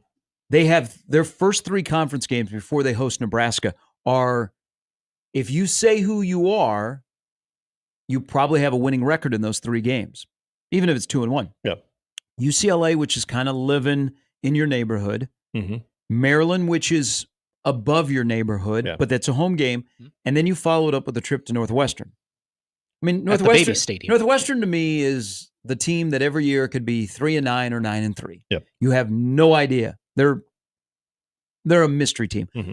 But if Indiana comes into the Nebraska game and all of a sudden they're 4-2, something Zach said, which I think is important, and I think this is across the landscape of the Indianas of the world and the Nebraskas of the world, is what I've noticed at Indiana, they paid $15.5 million to get out of Tom Allen's contract. Indiana. Yeah, Indiana. $15.5 million to get out of his contract. To say, thanks, you're a nice guy, but we got to move on because you're killing our program. And they had 2 years where you're like, whoa. And then after their peak stretch at Indiana, they went through a 3-year stretch where they were 3-25 against Power 5 teams. That'll get you fired. But they said, here's $15.5 million to go away. My next life, I got to be a football coach and get fired with a big contract. Or be RG3 and have 2 years left and get fired. You can get paid as well. You can come work here. But what happened at Indiana is fascinating in the new world of the Big Ten. There is a hot word out there because Rule uses it a lot called investment. I see at Indiana, they finally have the athletic director and the president are on the same page to make football a priority. Mm-hmm. It'll always be known as a basketball school, but there's nothing that says because you're a basketball school, you can't be good in football. Preach. Ask Tom Izzo at Michigan State. Right. Ask Lance Leipold. Mm-hmm. You should be able – it actually should benefit you. You asked that question. Yes, it should benefit you. Exactly. So Indiana maybe for the first time has all of those things aligned, but they have made a commitment to invest in football. Rule uses that line a lot of he's at a place that invests in football. And I mean, Nebraska's gone all in on football. I mean, the investment not only on coaching salaries, but a facility. The word investment, I think, for the schools that are not at the top is going to become a hot word. And so that's why I'm interested about Indiana, because they made a good hire at the head coach, and they got those things that are together. Now it's just on the coach. There's no other excuses. Yeah. It's all about the head coach. And I think any competitor that wears a headset would be like, that's what I want. I don't want to be like, well, we don't have an NIL money. We don't have, the president hates me. The athletic director doesn't return my calls. They've given you everything. They made an investment. Now it's on you to go prove your worth on why they hired you. He said something that was interesting about the alumni base too. And I know that's not the end all be all when it comes to the ultimate resources. You've got to be able to turn over every stone imaginable, but having the alumni base and going back to that word investment, when you are a fan base that just loves, because I get the feeling, even though that they're a basketball school, that there are a lot of people who just love Indiana athletics. You see those in the smaller communities all over college football, that Yeah, I love basketball. I'm always thinking about basketball, but if our football team is giving me a reason to be interested in, I'm obviously going to, I'm going to pay attention. You send a pretty strong message when you do buy out that type of money for what is not considered to be a traditional college football power. So it goes to the investment. And then I think back to what Zach brought up about the alumni base of, well, hey, if we're finally taking football serious, maybe I need to start taking things a little bit more serious on how I want to donate some of my money as well, how I want to get involved with NIL, how I'm excited to see this football program out of that division to where any given year, maybe there is that opportunity that you avoid certain heavy hitters, or even where maybe some of those guys are in the schedule, that you can put together a pretty nice season. That Big Ten money's pretty nice. Yeah. We can show that we're a team that can hover around that middle tier if we feel like we've got the guy. I think it goes all the way back to making that type of decision as opposed to saying, you know what? Yeah, we know the Tom Allen thing has ran its course, but man, that's a lot of money to pay out. So we're going to give it another year. We're going to let that money come down, that number come down, and then we'll make a decision accordingly. That sounds familiar. I think that fatigues a fan base. I think that sends a very loud message to a fan base that wants to see, probably in that case, wants to take its cues from how serious they are when it comes to moves about their football program before they decide whether they want to get serious with it. Big Ten mega money. I mean, if Big Ten schools have a lot of money, what do they do with that money? Indiana, you have me. I'm That's a curious good coach. because Tom Allen kind of drew me Cignetti, in that is. because I was laying on my couch and watched him beat Penn State in the COVID year, and it was exciting, and Michael Penix looked really good. Yeah. And I was like, oh. And then remember we got upset because of the tiebreaker. They should be in the Big Ten They went to championship. Columbus, and it was 35-31. Yeah. And then Tom Allen wasn't very good after that. Fans hurt the program, I guess. Hired a really good coach. He had some damn good locker room speeches. I mean, so did Paul Rhodes. I mean, think about Bloomington, Indiana. They're known for Bobby Knight, little basketball, and breaking away. Good movie. Was that late 70s? 79. Yeah. Used to be on ESPN Classic all the time on Sundays. Is that all they're known for? Come on. Not bad. Bobby Knight, Assembly Hall, and breaking away. Oh, and the swimmer. I want to say King. Is it Ellie King? Whoa, I gotta look this you're up. you're missing a key guy that I'm kind of. No, Ellie King is the singer. Kind of embarrassed for you, Gary. Lee Corso. Also for Kyle Schwarber. Coach Lee Corso. Oh. Come on, Kyle Schwarber. Let's go now. And Jerry DiNardo. Didn't DiNardo coach there too? Lily King, by the way. This swimmer, Lily King. Who is a great Olympian. Bill Mallory, good coach. Took him to Schwarber. some bowls. Schwarber, come on. Yeah. No? I'll be honest, I didn't know that. I think Kyle Schwarber might be more well-known now for hitting dongs. There's still a spot at the baseball field that has I don't even know. I think it's just a workout complex that they have commemorated a spot that he hit a ball to. They should have marked the spot at the downtown day trader with Schwarber's Big Ten tournament home run when bats were deadened and he crushed that ball over the bullpen. Those were the days. See, Indiana's not just basketball. Bobby Knight, Assembly Hall. They had a CWS run too. I know. When you think of Indiana athletics, you don't really forget that IU and Michigan have made it to the College World Series since Nebraska's been in the Big Ten. Yes, Antoine Randall L. Mm-hmm. Always on ESPN2 at 11 a.m. when I was in high school. Yeah, that's true. You take your Cordell Stewart, I'll give you Antoine Randall L. I think I've talked myself into going to Bloomington. You guys got me wanting to go. I'll gladly join you because I've never had a bad day in Bloomington. Oh, and I forgot one of the more important things too. If you can find it, so all their construction is done. Stadium looks kind of odd, but this is why you ought to go to Media Day. You're going to go to Bloomington instead. Go to a football game. We'll go to Indianapolis during that time. Also, one of the more underrated things was their they had a food truck called the Big Cheese. It was a grilled cheese food truck. Evident by the name of the truck. It was fantastic. That would have been funny if it wasn't. It was amazing. They had some good stuff there. Ooh. I think we're in. So Nebraska, Indiana play on Saturday. Dolphins, Colts on Sunday. Take at Nick Lucas Grimm. Oil. Oh. I don't think Nick Grimm's ever been to a Dolphins game. Just make a weekend of it. Watch the football. Hey, 1620 the Hoosier. I'm. Don't kid yourself.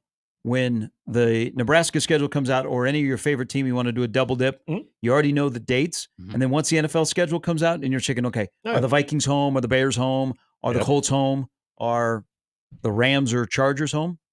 You could do a double dip of football. That's a good game.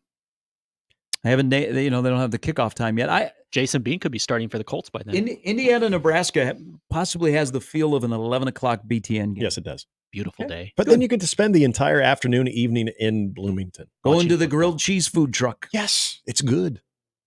It's good. They had little tomatoes. They put tomatoes on their grilled cheese? No, they had a bunch of different ones. They had like a souped up one with bacon and egg on it as well. What happened to the Tom and Chi? Yeah, that didn't. How come that never took off? Wasn't in Omaha? much. I don't know. You're right. It was actually in my neck of the woods. It didn't take off in Overland Park either. We tried going there once, and I can't remember if Tom wasn't there, so it was just cheese. It was just cheese. You're like, I don't like her. I can't remember what the hell. Why we couldn't. Maybe they were just they closed at a weird hour or something, and so we got there 5 minutes before. Yeah.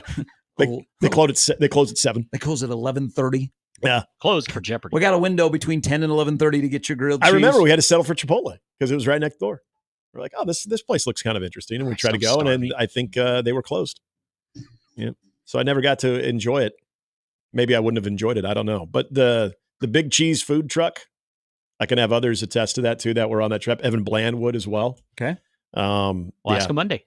They had some good cheese curds. Ooh. Basically anything that they could fry and put cheese into. So they treated it like the state fair. Yes, they did. Yeah, it was basically it was a cheese mobile state fair, and you know what? It was damn good, and it hit After Brothers very, very well. All right, coming up at the top of the hour, we will welcome in a new guest, Ben Audie. He's pumped. He's got a good backstory. So we'll talk some Husker football with him. Matt Verzal will stop by as well with Verzisms. That's all still to come in the next 90 minutes. Mornings with Sharp and Handley and Jimmy on 1620 The Zone.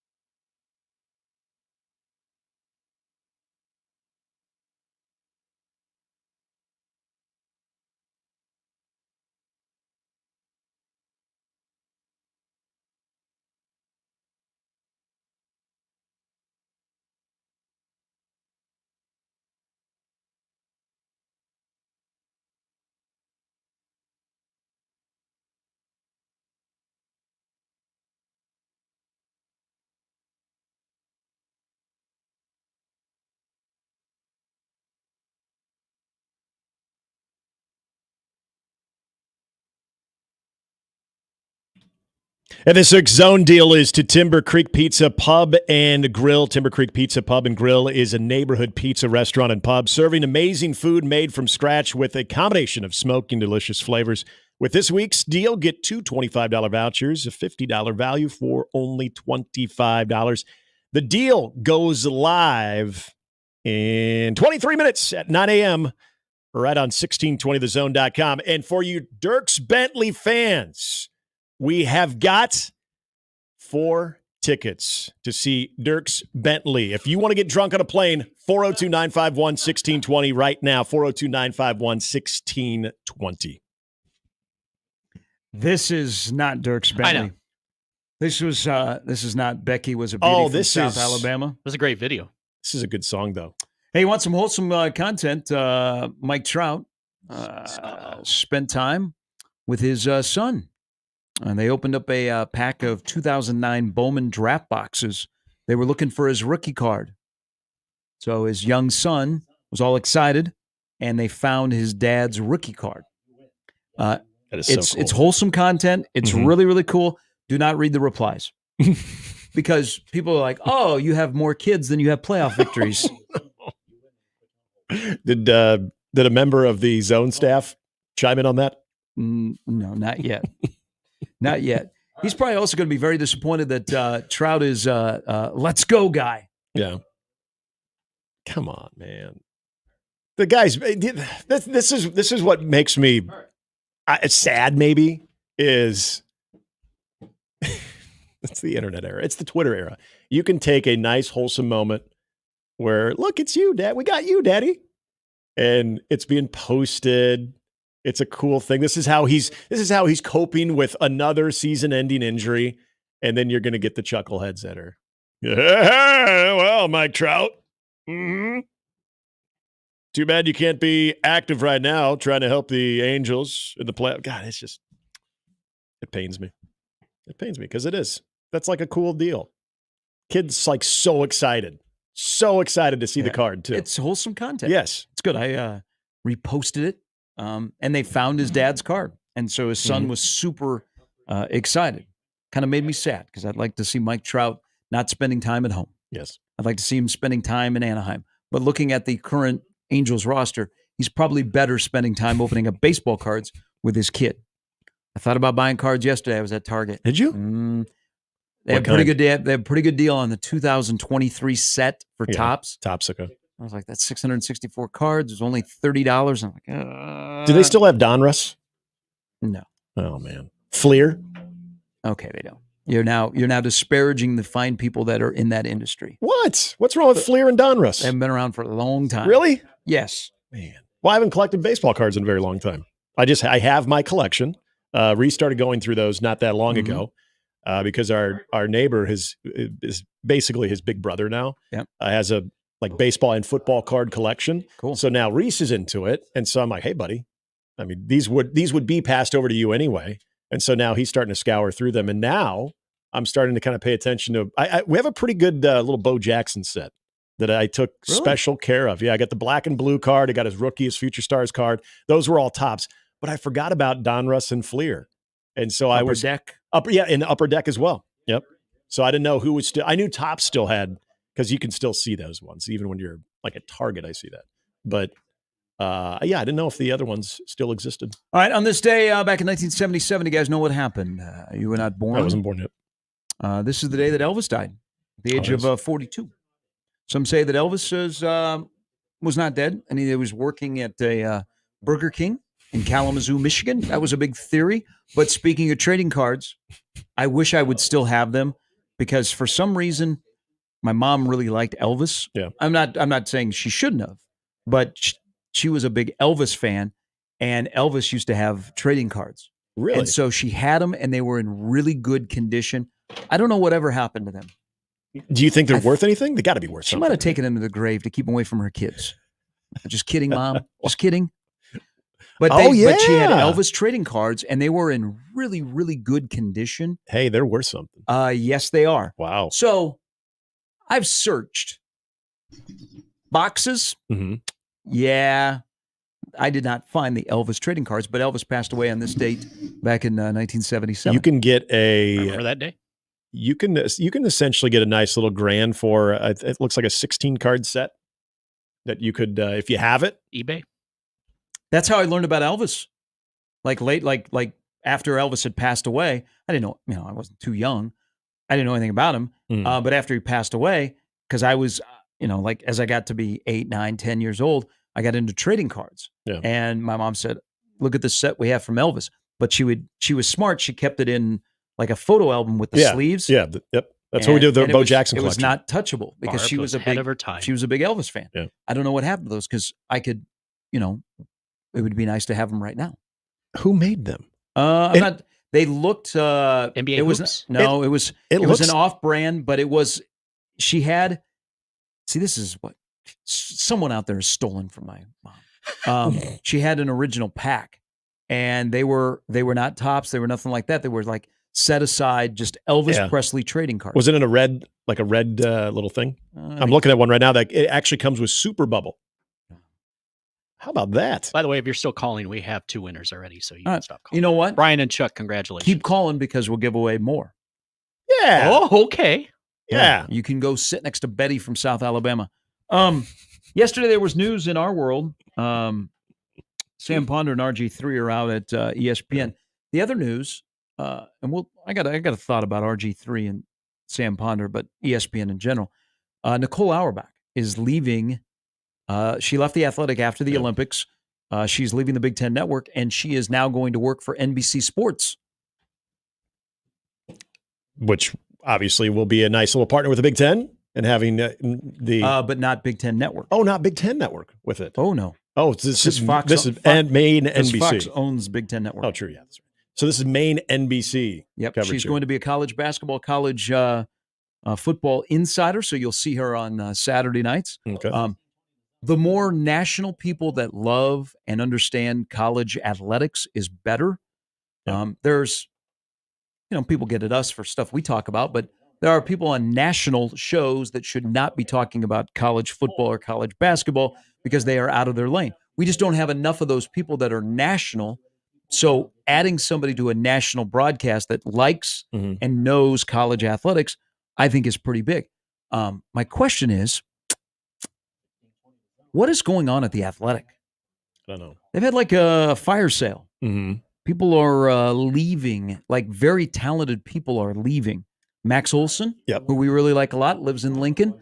He was at The Athletic. Great cover, college football. He just recently left. He's now the portal king at ESPN.com. They've had a couple of other college football-esque writers leave. They had a Pittsburgh Steelers writer leave that got hired by McAfee. What's going on at The Athletic? When did the New York Times take over? It's been a while. Has it? Okay. A couple of years now. Because I was thinking about this when we first learned about Nicole Auerbach, because I think that also came off of the news of a couple other people leaving. That was there something there with that acquisition there from the New York Times that I'm not. Obviously, that's way over my pay grade to understand that. But anytime you get new ownership on something and you start to see things like that, I'm curious what the future of The Athletic is, because this is one of those things before we got to a lot of the different outlets, like when ESPN had that first major college football, same thing, just an absolute fire sale where you had a lot of talented people that were picked up by The Athletic. And the dedication to, I would say even more so from the pro game, from MLB and NFL coverage, college coverage was thriving with The Athletic when it first launched, because you had some really talented writers. And now I'm curious if, because of the New York Times taking over, if there's now a new direction, or they're just really limiting the amount of coverage for specific teams on how that's going to work. I'm not really sure, but we think about people that we know, especially our good friend Mitch Sherman, hoping that all those guys are still secure with what they're doing, because they're very, very talented. Scott Docterman with with Iowa as well. A lot of good beat writers that are extremely talented.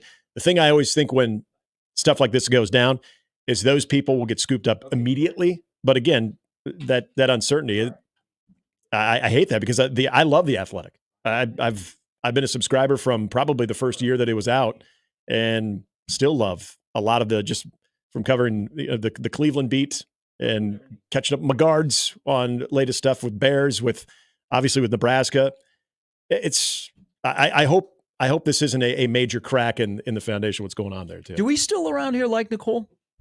Didn't Nicole likes Omaha. She came to cover the swim trials. She's always been a good guest. We've had her on numerous times. Schmidt and I used to talk to her all the time as well when she was with USA Today. Didn't she hop on the bandwagon of anti-Nebraska during the COVID? Yes, she was. Do we forget that? Or she get a pass? I think that I personally give a pass because I think people were extremely reactionary to things that we didn't know. Is Pat 40? Does he get a pass? By the way, that was a great interview you guys had. That was good. That was very, very good. Pat 40. His son was in line to be the Nebraska basketball beat writer. Really? When all that was going down? Oh, really? Oh. I thought some of the descriptions that Pat 40 used about Nebraska makes it a little bit more, I don't know, kind of in the gut on that one as far as talking about, what do you say? Something about driving our combines or our tractors around or something. I don't know. There was very low hanging fruit type of things in describing Nebraska's essentially shut up. You haven't done anything in the Big Ten to be, wanting to lead the charge of playing a season. Nicole Auerbach didn't at least go there, so I still give her a little bit more of a pass on it than what Pat 40 was going with. Should this be a poll question? I don't know who Jimmy's talking to. Jimmy's having a conversation with his family on the phone. We got winners. Okay. I didn't know if you're using company time to make a call back home. You have to use up cell minutes. Could I have my calling card back? Is the only person that still gets the fallout from all of that discussion, which seems like eons ago, is Desmond. Yeah. Because yesterday I saw person I follow who he's funny, but he's also he's a local guy. Mm-hmm. He was like, "You fired RG3 and Desmond Howard still has a job." It's not a bad point. Yeah, because no, I don't even need to explain it. The Desmond thing was supposed to be shock. And remember, you brought this up not that long ago with Mike Greenberg, how he tends to facilitate these conversations. He set Paul Feinbaum up and then agreed with Paul Feinbaum about how Matt Rule needs to stay in his lane, so to speak. I'll never forget Mr. I had nothing guy who is probably going to get another job at ESPN. Mm-hmm. I honestly, that whole exchange when they were talking about that and when Desmond Howard went off on the rant that he did, and then his blocking of people who legitimately wanted to ask him good questions of, okay, if you think Nebraska should be kicked out of the Big Ten, then what do you think about Penn State and what they were found guilty of? What about Michigan State and what that athletic department was found guilty of when monitoring certain things? And he would not get a rational response, that you'd get blocked. And then every now and then it would be somebody that you could tell was maybe younger that would come at Desmond and he would quote tweet them and just basically ridicule them. It was the biggest clown show. And not that I ever took him that serious before, but I absolutely can't even listen to him talk because it is so slanted. I mean, hell, he even showed his true colors last year with the whole Michigan fiasco of, well, yeah, but they did this, but everybody else is doing it. But if it was Ohio State, damn well he would say Ohio State should have the book thrown at them. So again, the bias, it's not even, it's like he tries to hide it, but it never comes out in his commentary. It's a guy that I just laugh at when I hear him talking about it. I wasn't talking to the family. I don't think they know I live in Omaha. Everybody doing good? So quick story aside, there's a true story here. We used to have, this is when I maybe year 2 or 3, we would have a fill-in guy on, Shane would be away and we'd have a fill-in producer. Mm-hmm. He no longer works here. He hadn't worked here for a long time. Would I know him? Many haven't. No. Okay. He would he had a cell phone where he would have to buy minutes. So he would get people's long distance code and he would call his family during shows. What? How long ago was this? This is probably about 6-7 years ago. Hang up, be like Sharpie family says, I love the show. Because he would be talking on the phone during the show, and then sometimes he would kneel down under the console, and we're like, there's something going on. Do we have we can put him on the air? He's talking to his family. What? Now I thought, okay, hey man, guys, maybe hey, it's radio. Guys banging. He's got $7.30 an hour, but because what is this, AirTouch Cellular? I had a co-host got a little riled up and asked him, and he said, I got to call my family. It's the only time I can call my family, and it's cheaper here. Radio kids. Because then he explained that he was in school and he was working here part-time. He was maybe getting 10 hours a week, and he had his cell phone he had to buy minutes for. Okay. So it was easier to come and work in the building and use somebody's long distance code to call his family. But he would call him during the show. So you guys would be talking and phone would be ringing? Yes. And it wouldn't go answered? Sounds like Planes, Trains, and Automobiles, where she's talking about who's bringing the crescent rolls. And we got all our winners. Our winners are? I don't remember all the names now. But I will tell you one of them. I had them, and then I forgot them. Congratulations to all of you. Congratulations. Hey, if we talked, you won. But I did learn that one of them lives where I live. Not in the exact place, but in the same area. So I said, well, if you see me, I have nothing to do with the tickets. So. Beers on me. All right, coming up last hour, Ben Otte's going to join us. We're looking forward to this conversation, and all of you that are stuck on you're going nowhere today because a crash has closed part of Interstate 680 and 80. It's been a mess all morning long. Has caused delays. So we got some entertainment for you. Just go home. Listen to us at home. Listen to us by the pool. Well, what if you have to go to work? Just call in What sick. if you have a job? What if you're like a teacher? Oh, what if you have a job of importance? It's early in the school year. That'd be good. Oh, if you're a teacher, Wait a minute. if you're a teacher and you're not at school by now, then you're not going. Yeah. You're advocating like by the second day of school to ditch. Yeah, my teacher friends, they'd be like, okay, 85 and sunny today. Enjoy the day. So, by the way, one of the sneaky good days of getting together if you're a teacher is going to be today. If you had your first full week of teaching, I noticed they have that first week blowout at various locations. You might see some teachers out and about tonight. Okay. I get it. I totally get it. Will I be able to tell? Will they be wearing name tags? Maybe. Their IDs? Yeah, maybe they'll have the little lanyards with their IDs. You never know. Read to achieve. Book it. Talk some Husker football coming up after the top of the hour. 1620 The Zone.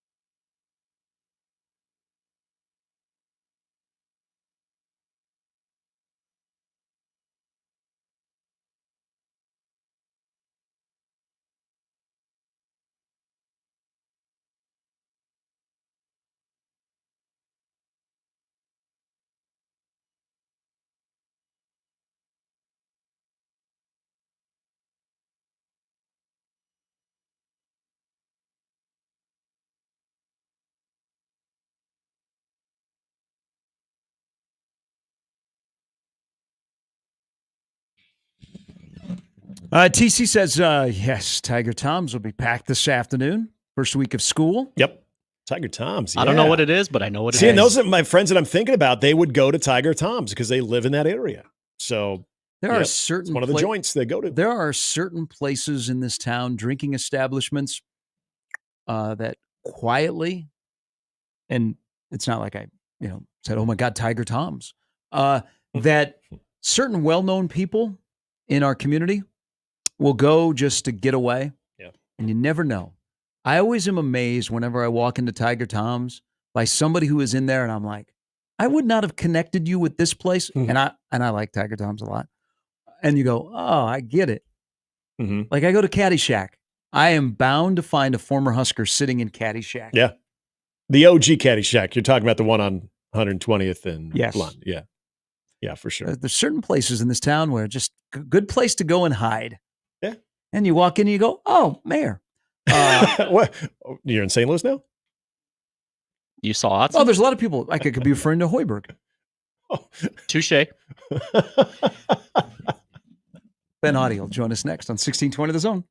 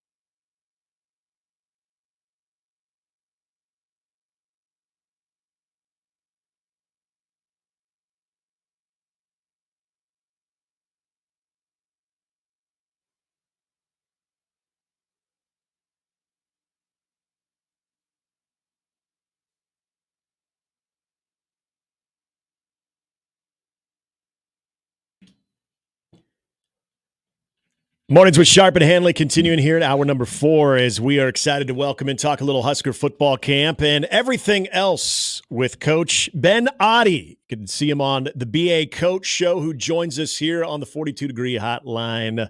Good morning, Ben. How are you? Good. How are you guys doing today? We're doing well. We're doing well. So we're introducing you to our audience, which I'm sure some are also familiar with you as well, but when we hear Coach Ben Oddie, people are wondering, hey, was he a secondaries coach, or was he coaching the offensive line at some point? Give us a little glimpse into the coaching, the background here for you, Ben. Oh, so I've had experience coaching pretty much every position. I've coached down here in the Kansas City area. I started coaching actually when I was 17 years old. When my playing career ended, just with concussions and whatnot, I decided I wasn't going to be done with the game of football, right? And I knew how important the game of football was to me. So I had started coaching. So I've coached predominantly offensive skill positions. I'm an offensive guy. So that's kind of where my, I guess, expertise would be. But I've had experience coaching linebackers and defensive linemen as well. And the involvement you have with a lot of guys that we know, the No Block, No Rock podcast, which great content, great people that to do that. So let's dive into this for a moment. I asked this question the other day, and because I've never heard this. So you being an offensive guy, and I know you watch film and you talk Nebraska football and you have a knowledge of it. Is this a simple offense for a true freshman quarterback to come in and master? I do believe so. I mean, I definitely don't think it's going to be an easy task in the world. Just playing quarterback at any Division I Power 5 level isn't going to necessarily be an easy transition. But I do think in the grand scheme of things, if we're breaking it down by, just taking the most complicated offense, I don't think this is the most complicated offense in the world. And I definitely feel that if someone is going to be up to that task, I mean, I feel like it's got to be Dylan. If you just look at his film and if you just look at him in the spring game and what we saw at the 1890 open practice, I think the biggest thing that sets Dylan apart from other young freshman quarterbacks in the country is his mental understanding of the offense. Obviously, he has all the physical tools. I mean, you can see that just watching him throw a football. But I think that his smarter decisions and his ability to read a defense is what's really setting him apart so far through camp. And we have talked about this a lot when it comes to that position upgrading and what it's going to take for Nebraska to see success, where you're not necessarily asking a guy to be a Heisman Trophy candidate right out of the gate, but competent quarterback play. So Ben, when you think of competent quarterback play, what that could look like for Dylan, given what we've already seen in a smaller sample size with his skill set, what is competent quarterback play? And kind of back to Gary's thing too, in this system, competent quarterback play to you would mean what out of Dylan? I think the biggest thing is, I agree with you 100%, is I don't think we need a superhero effort from Dylan. Like I said, I think we need smarter decisions. So something I took directly from a coach's clinic, from Matt Rule's mouth himself, that he spoke to me at a coaching clinic, is a big emphasis for his teams, especially at Temple and Baylor, has been the turnover battle. So I think the one stat that we really need to look at from Dylan this year is going to be that turnover battle. Just on Matt Rule's teams alone, like if they win that turnover battle by +1, that automatically jumps up their win percentage to +70%.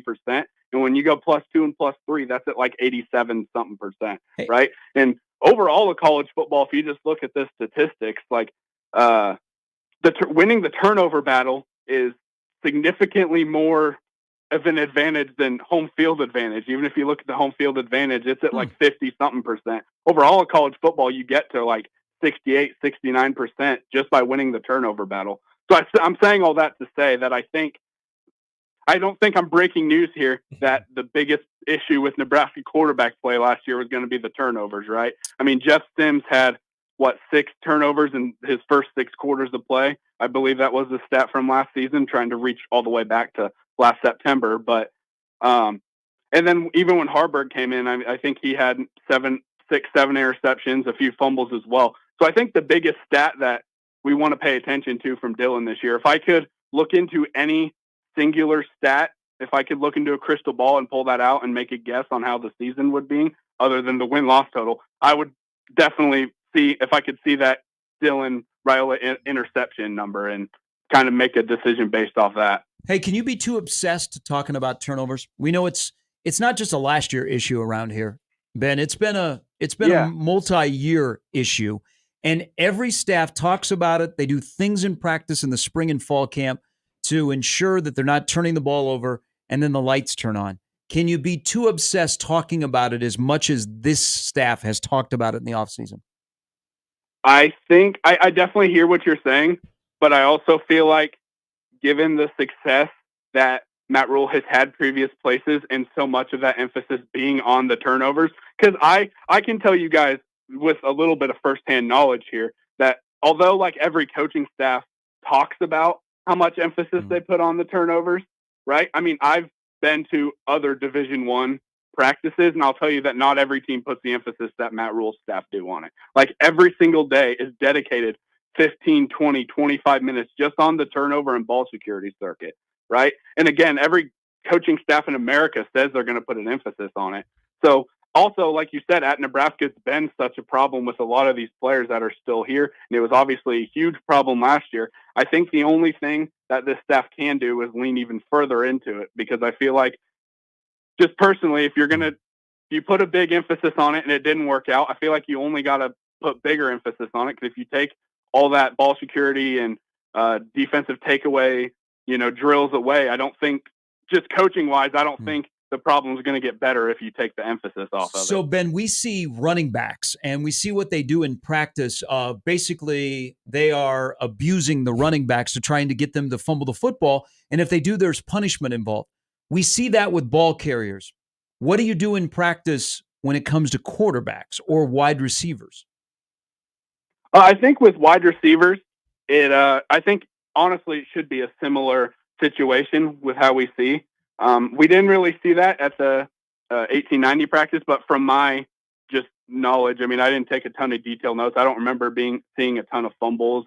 I do think something that, I've been able to implement in the past was coaching wide receivers is when that wide receiver drops the pass, it ends up being an interception, that they do the same sort of punishment per se as what the running backs do. So I do think that's something you can implement. I haven't seen that firsthand from this Nebraska staff. I'm not saying it doesn't happen. I'm just saying I personally haven't seen it. That's something that I think could be implemented in the past during practice because we did see a couple passes at that open practice. And I saw some last year when I had visited a closed practice. Was some of those interceptions, aren't always on the quarterback. I know it's a quarterback stat, but not all those interceptions are on a quarterback. Ben, another part of the fall conversation, which obviously took up a lot of steam over the last week and a half, is what Nebraska looks like at tackle, what they look like more in particular at left tackle with the injury to Teddy Prohaska. But the fact that you make reference to that 1890 open practice that we saw Turner Corcoran getting the majority of the reps with the ones in that particular event where at the time Teddy Prohaska was healthy. Now we know that they're going to preserve Turner Corcoran as much as they can. When you look at how they're handling that position and just offensive line in general, where your thoughts go with how important not only that spot is, but that group as a whole will be for a young quarterback like Dylan Raiola? I definitely think that losing Teddy for the year is a big loss. Don't get me wrong, but I don't think I feel like a lot of the fan base is kind of, at least in the last week, kind of act like the sky's falling a little bit. Like you said, like Turner was getting a lot of those first team reps at that open practice. And let's not act like Turner has no shot to do well out there, at least in my opinion.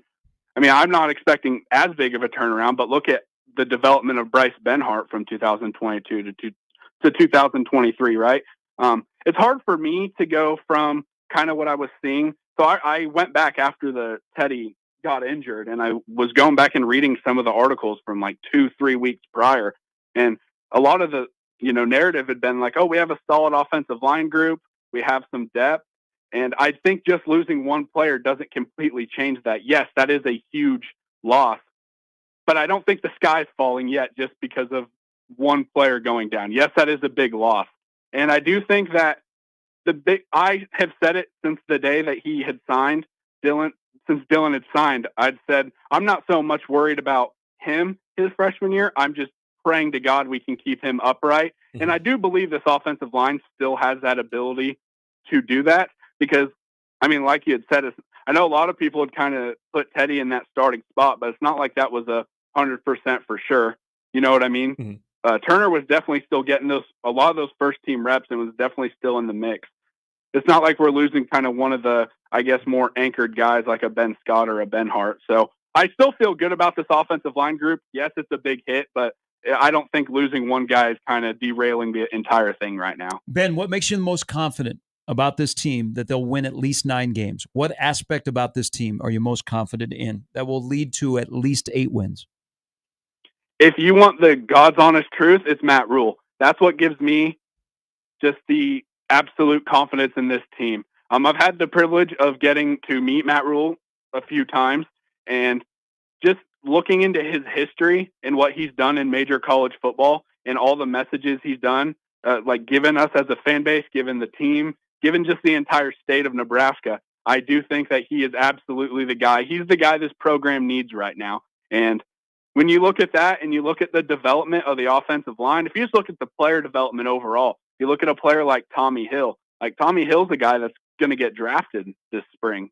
At least, you know, by a lot of people's standards, he's a guy that's probably going to get drafted. We weren't saying that a year ago. You know what I mean? So just the player development overall, and obviously pulling off one of the, if not the best quarterback prospect Nebraska's ever had coming in. I definitely think just the overall staff development that Matt Rule's staff brings gives me confidence we're going to have a really great season. We're talking to Ben Otte of the BA Coach Show. I know this was a previous show that you did. I remember listening to your thoughts on Thomas Fidone. You think that there is going to be significance to his relationship with Dylan Raiola, but also I wanted to ask you the question of Thomas Fidone. What does a jump to you look like for Thomas Fidone in this year? What is that going to entail, either from number of catches, number of yards he puts up, or even his impact of getting in the end zone? What does a jump for Thomas Fidone in 24 look like? I think the biggest thing for Thomas Fidone is, I know this isn't necessarily a stat that like a lot of people are going to like keep track of or go find in a box score, but I think the number of first down catches that the number of first downs he's going to gain is going to be the biggest thing for him. Recently, the last show I'd put out on YouTube, I kind of had shown just Thomas Fidone can be such a mismatch for lots of defenses across the country. And a lot of times he's going to be open just by alignment. And I think having some really good wide receivers, we also have this year a good opportunity to be able to get him the ball, because it's going to be a lot harder. Teams are going to have to put some focus on some of those wide receivers we have out there, and you're not going to be able to take away everything. So I say all that to say that Thomas Fidone first down catches and touchdown catches are going to be big. The clip that I just done a film breakdown on my YouTube channel of him scoring a touchdown, I mean, literally, it was the Purdue touchdown right at the goal line last year. There's not much different. There's not many things different Purdue could have done there just because of the alignment they had been based off of. So I think just Thomas Fidone is such a mismatch for teams that I think that he's just going to have a stellar year. But I don't know that if tons of yards are going to be there, just because we do have so many other weapons, but I do think his catches, first downs, and touchdowns are going to be a huge plus. All right, 3rd down and 6. Who gets the football? If I had to put money on it right now, I'm going Thomas Fidone for 7.5 yards. All right, boy, specific, Ben. But, okay, do you foresee, because we talked a lot, I think it's important for Nebraska to get to the point where when they want to run the football, they can run the football, not when they have to run the football. And that's kind of been their goal in fall camp. And I said earlier, we on the outside, you were alluding to offensive line and don't panic. I think us on the outside are still a little bit cautious about running back. Internally, they're very high on their running backs. So we're going to see when that comes in 2 weeks what that looks like. But 3rd down and 6 in this offense is an automatic pass. That's a very good question. Until I see it in game, I don't know for sure. Just seeing what we had seen last year, I kind of feel like a lot of that would be pass, but I don't think it's necessarily an automatic pass. I'd really like to see how much evolved this run game does look this year before I could give you a definitive answer. But I do think that a lot of times it's still going to be a pass because, in my opinion, still one of, if not the best playmaker on our team right now is going to be Dylan. So where are you going to give the ball to when you need a big first down? Hey, Ben, we appreciate the insight. We look forward to chatting throughout the season. Great work, and thanks for your time today. Yes, thank you guys for having me on. This is great, and I'm a big fan of you guys. Hey, thank you. All right. Ben just assured himself that he'll be on another time. That's all I got to do is go butter us you up a little follow bit. Ben at Coach Audie, AUDE, the BA Coaches Show. Yes. But he's with our good friends over at No Block, No Rock, the podcast.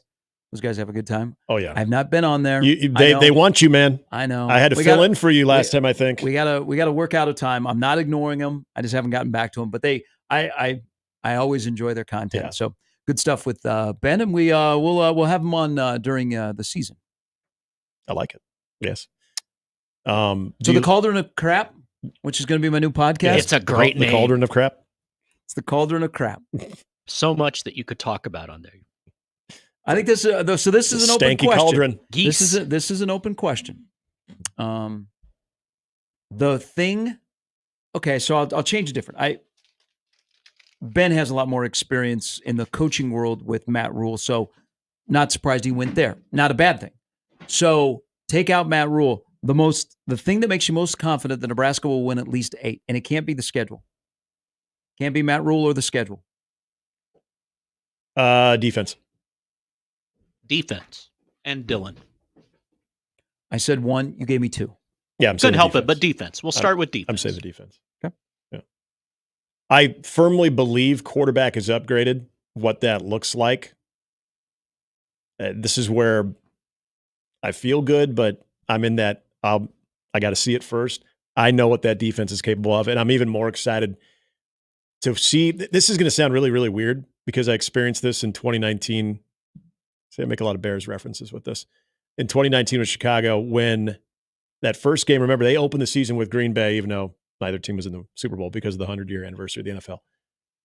They were getting at Aaron Rodgers so much in that game. Green Bay ended up winning that game. And of course, the Chicago offense was a dumpster fire, and that was the beginning of the end of Mitch. But that defense was so down in that game. Khalil Mack was getting after Aaron Rodgers and that entire defense to the point that I got the excitement of, I just want to see them back on the field because I think they're going to make something happen that is going to change the game, that is going to turn the game on its head, whether it's a pick six, whether it's just a key turnover, hell, maybe even a strip sack. Maybe, I never wish this upon any, but maybe you get in a point where you're hitting a quarterback so much that he is out of the game. Sweep the leg. That I look at this Nebraska defense that, especially with what they have in the front seven, that I think they can have that same type of impact, that when they're on the field, they have that ability to make that game-changing play in a season where I, again, think we got to accept this, that there's going to be a lot of close games where I think the defense being on the field could actually be a plus because I think they're in a position now where they can make those game-changing moments. I want a Nash interception for a touchdown. Just once. Fat guy touchdown? Oh, fat guy, and then you get a fat guy me. dance. Oh. A fat guy spike and a fat guy dance. There's not many better things in football than that. They're poised for a big year. I mean, they're going to eat up front, and I think they'll eat in 2 weeks. I think they will just absolutely crush that UTEP offensive line. What's your answer to that? All of that, but I will say authenticity. They've had some passionate speeches in fall camp about guys that they just want to win. Yeah. That they haven't won, and they want to win. And they're very authentic in their feelings. Well, I know we throw culture It starts at the around a lot. culture. Yeah. The culture is good. Yeah. But being authentic, not just saying, I want to win, but I want to win and I'm going to back it up. Mm-hmm. You know, you got a coach that is kind of leading by authenticity and accountability, which resonates with his staff, which resonates with the players, which resonates with a lot of former players that have been around Rule, that's one of the first things they'll say is, man, that guy's authentic. He's not a fake. There were other coaches here, I can see right through them. But I think the program as a whole being authentic will go a long way. There's a lot of guys that do not want to leave here and they got nothing to show for it. I mean, there's some 5th and 6th year guys that almost in tears about, I want to do something. We have to do something. Yeah. Their last game's a bowl game. And we'll see. Then they have to play the game, but there's a drive to be good. And I don't know that we've always had the large amount of players that wanted to do that. So I will say a little bit different. I will say authenticity. Yeah, that's good. I like it. Burrs, not authentic. Will join us. He will join us coming up next on 1620 The Zone.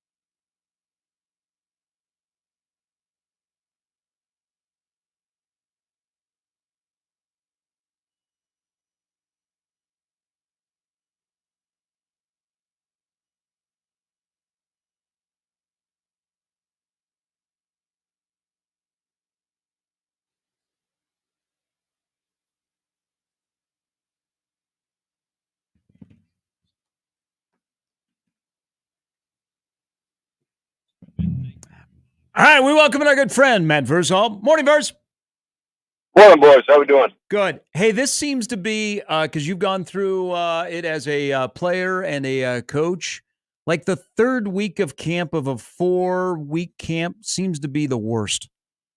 This is like the dog day week of camp, it appears. It's the worst game. It's terrible.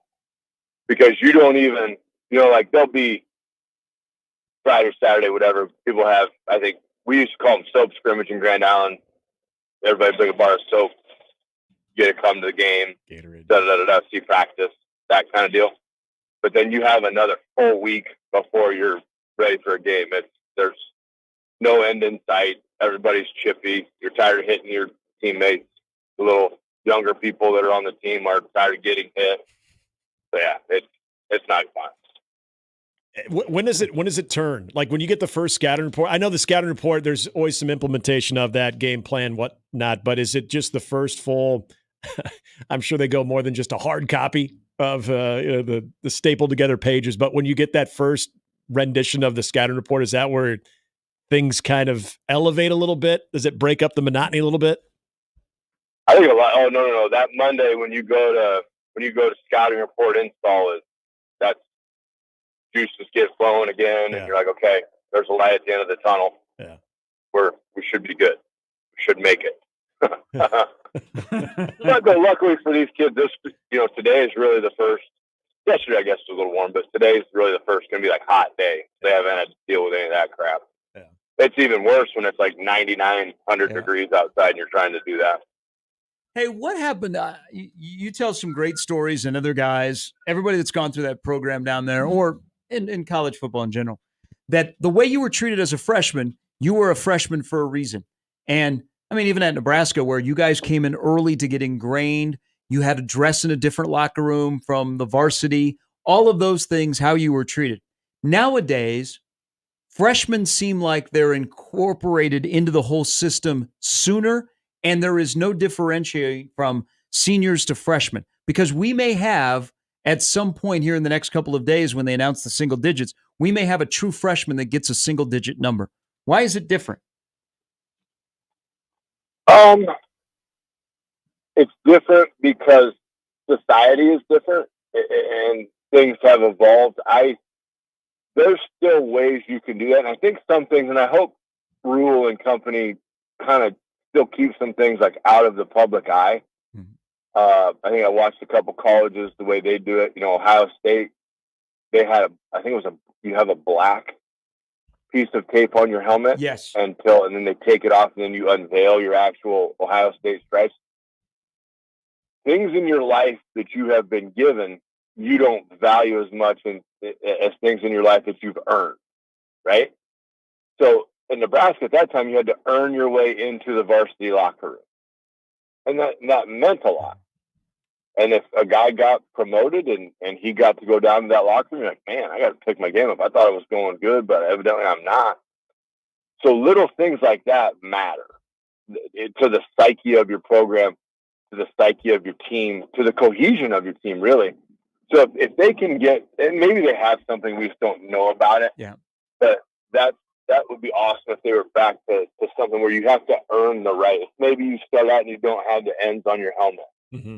And as you go through camp as a freshman and you work your butt off, then you get the two ends on your helmet. That would be a cool thing to show, hey, I didn't just walk in here and they gave me everything. I earned it all. And I think that changes the brain of the player too. He knows, hey, I've had a pretty good life. Everybody's told me I'm awesome. And I just walked in here and they told me I'm awesome. This is a pretty good deal. I am awesome. And once you start to believe you're awesome is when the issues come around. So I think they probably have something in there. I just don't know what it is. And honestly, truth be told, it's not my business. They can do it their way. And I hope, and I think they are. I think the way the kids act, you can see a different frequency in the brain that they have. Yeah, because I'm always under the assumption, and I was really curious, even going into spring, of how Dylan would be received, because the amount of time that he spent with the football program before he was officially enrolled was more so than your typical freshman. But still, when you're hearing so much hype about a guy, he shows up. I can understand there being some players that are like, all right, let's see what the pup can really do. But you guys had some experience with that with Tommy Frazier. With at some point you realize, damn, there is something there. I'm curious at what point or what you see from a guy that even your upperclassmen are like, yeah, this guy we can win with. Like, how early can that be in the process of a freshman?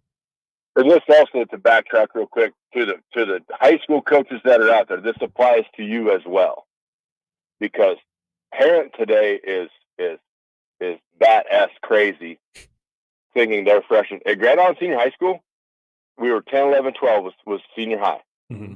As a 10th grader, I didn't care who you were.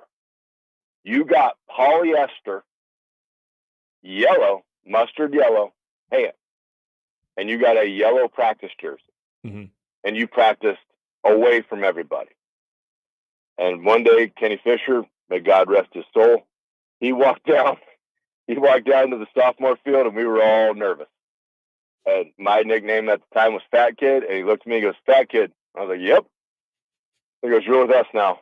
And so I'm in my mind, I'm like, "Hey, dude, I get this. Like, I'm getting into the varsity practice gear. I'm this, I'm that." Nope. Mustard yellow, head to toe, practicing with the varsity, and if you want to know you're a target, have a different uniform on than everybody else.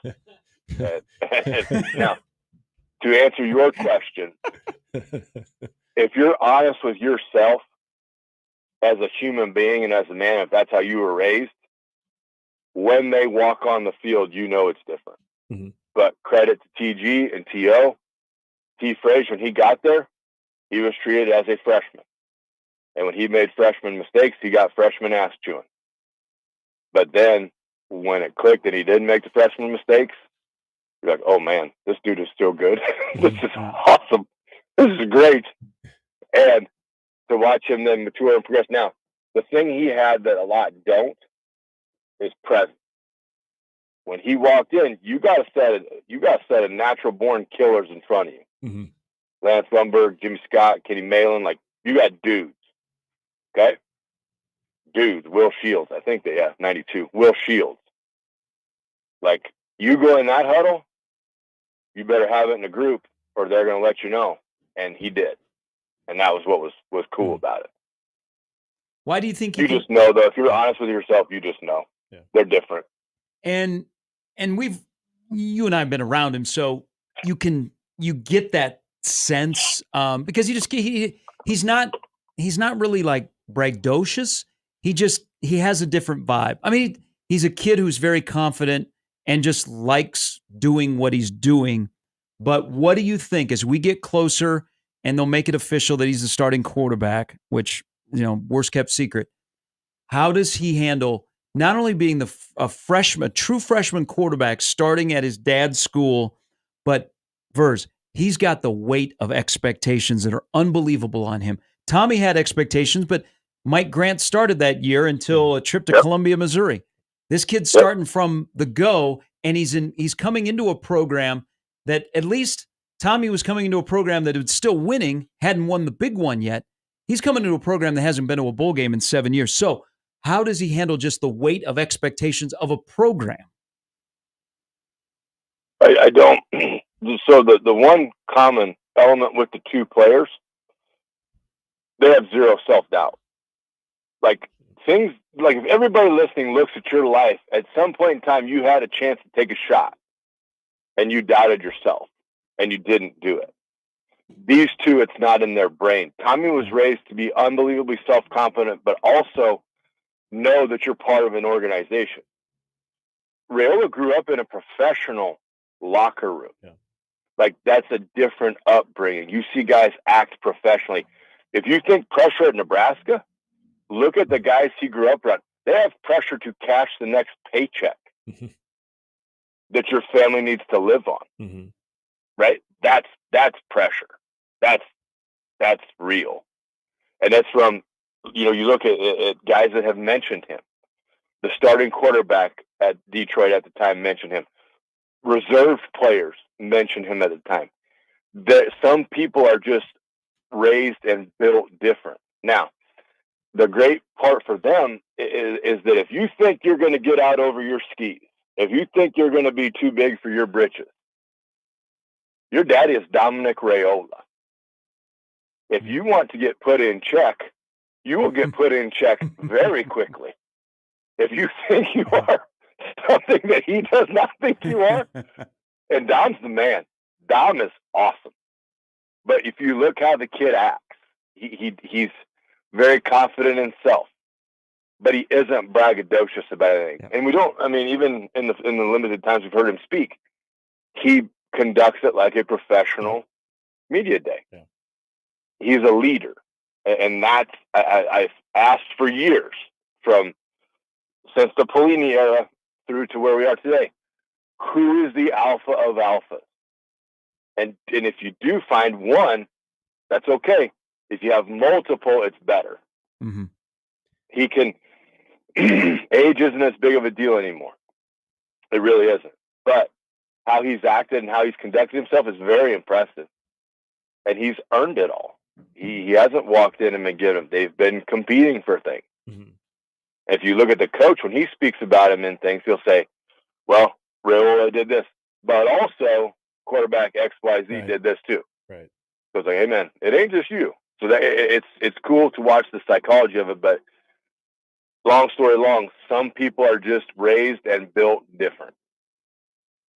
I want to go back real quickly to something Gary brought up about where they are in camp right now, because I don't know if you endorse the parts of seasons where you learn more about certain players, whether it be younger players, older players, whether we talk about, the most improvement is made from week 1 to week 2 or things like that. But when you get into that lull of camp, is there a certain group or certain thing you can learn about your team, even when it seems like the most grueling and taxing time of fall camp? Yeah. Who's out there and loves football? Who's out there and is hype every day? Mm-hmm. Who's out there and doesn't want to get better, demands that they get better. Like you can see it, much like you can see a kid come in that's really good. You can see guys that want to be better every day. Good part about this week in my meathead world, this is fight week. Yep. This is everybody tired of hitting everybody, and I'm tired of your S. Me and you go throw hands. Open palms, not in the helmet hands. Don't knuckle punch anybody. You got to work on your Deacon Jones head slaps. But yeah, and honestly, I it's the only time of the year I pay attention to the news, because Theo told us nobody should ever pay attention to newspapers or anything because they're written for a reason. That's to sell and make money. But I will pay attention to hey, there was a fight today, and I know Rule went on his thing, and you play different in front of the fans, and that's the other. That's fine. Behind closed doors, I am tired of you. You are tired of me. We are going to chuck some knucks, and let's see what happens. And then we'll high five, and we'll walk. That was the crew. Like, that would happen, right? You have alpha males competing to be the best. Fights would happen. Dab it up afterwards, and you're both kicked out of practice. Enjoy the South Stadium stairs, but it's over. Mm-hmm. Yeah. We got it handled. That is true. Verz, thanks. Great insight. Great conversation. Have a great weekend. Good, boys. It's Matt Verzal, who has now given me, because I'm still trying to figure out my fantasy football team, because I'm going to drop every day I'm rustling. Chuck some Nucks. Chuck some Nucks. Chucks some Nucks. That'd be another good podcast. It would. So the Chuck some Nucks podcast. You have, I might start a podcast company. I heard it's popular. Called the Cauldron of Crap. Cauldron of Crap, and then Chuck some Nucks. Media LLC. That'd be my MMA guys. Yeah. That could be their podcast. Yep. Chuck some Nucks. Oh, maybe I get Bud. I'd hire Bud. Mm-hmm. He needs a job. And he'd do my Chuck some Nucks.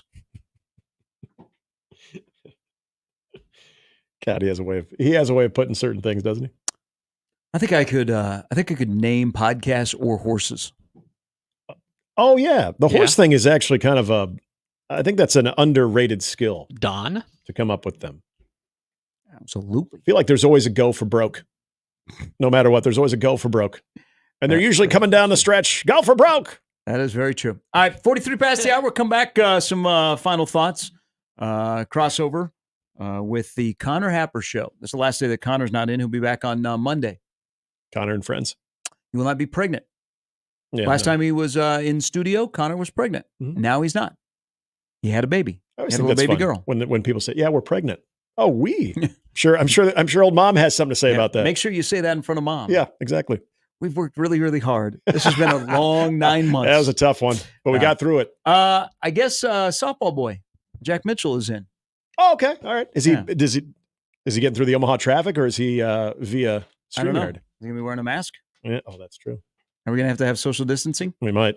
We don't have the barriers up. Have fun with that. Fremont Fred says, if you need a co-host for the Cauldron of Crap, I'm your guy. I would listen to that.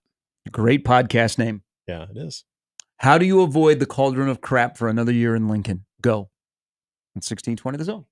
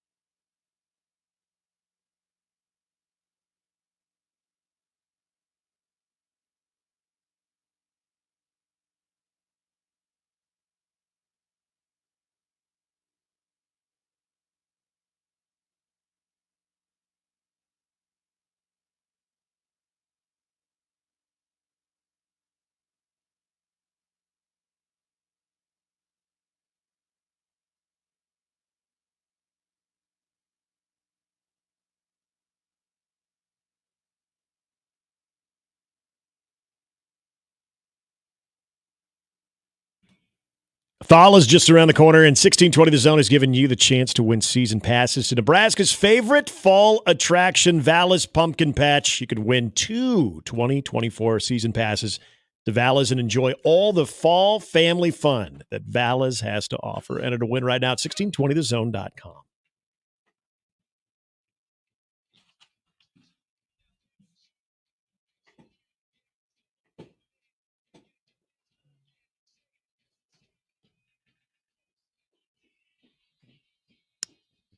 All right, to wrap up the show, Chance the Rapper is on the Today Show. He is. So he's not doing many shows, but he did the Today Show this morning, which, of course, every time now I see Chance the Rapper, I think about the day that Mike Riley let everybody know that he was following Chance the Rapper on Twitter.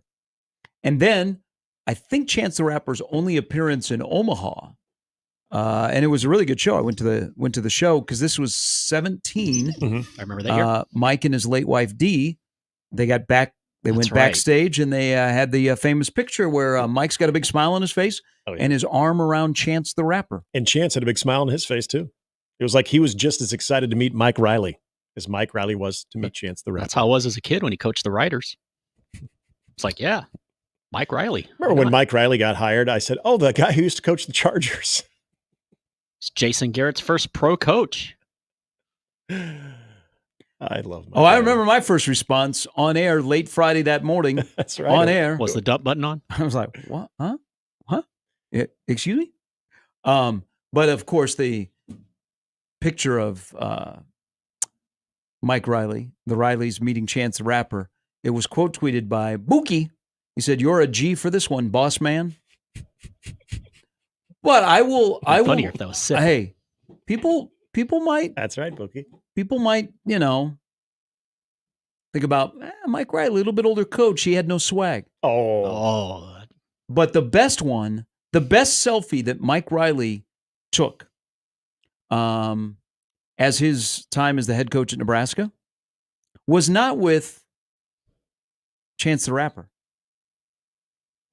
Remember when he met Kendrick Lamar? Yes, that was the one I got confused with because I remember it was Chance the Rapper, and then we were like, no, it was Kendrick Lamar. Then we realized, oh, wait, it was both. So he was humble. I get the two confused on the selfies. So I get the two. I get Kendrick Lamar and Chance the Rapper look nothing alike. No. The selfies, the moment that because they had pictures on both, and I always forgot which one was which. I celebrate all the selfies because everybody was trying to tell me, no, he never went to Chance the Rapper. It was Kendrick Lamar. People forget he did both because that's who Mike Riley was. He's fun. Yeah. Because he had Kendrick Lamar talk to the team, I think. Yes, that was the one where, again, I thought it was Chance the Rapper that did all that. There was Kendrick Lamar who actually addressed the team because I think the entire team was at that one, right? Mm-hmm. Yeah, I think the Chance the Rapper, it was downtown. Yeah, and it was only the Rileys. Now, there might have been some football players, but it wasn't as well documented as it was for the Kendrick Lamar one. You think Kendrick Lamar has a diss track of Mike Riley? No. I hope not. Heck no, he nice doesn't. man. Probably has a what would you say? A shout-out. A hype track. Something good. Probably has a hype track. Something positive. Of Mike Riley. Nothing but hype on Mike Riley. Another podcast name. Do you think now that Mike Riley's no longer the head football coach at Nebraska, that if Kendrick Lamar was doing a song, he would use Mike Riley because he's not like us?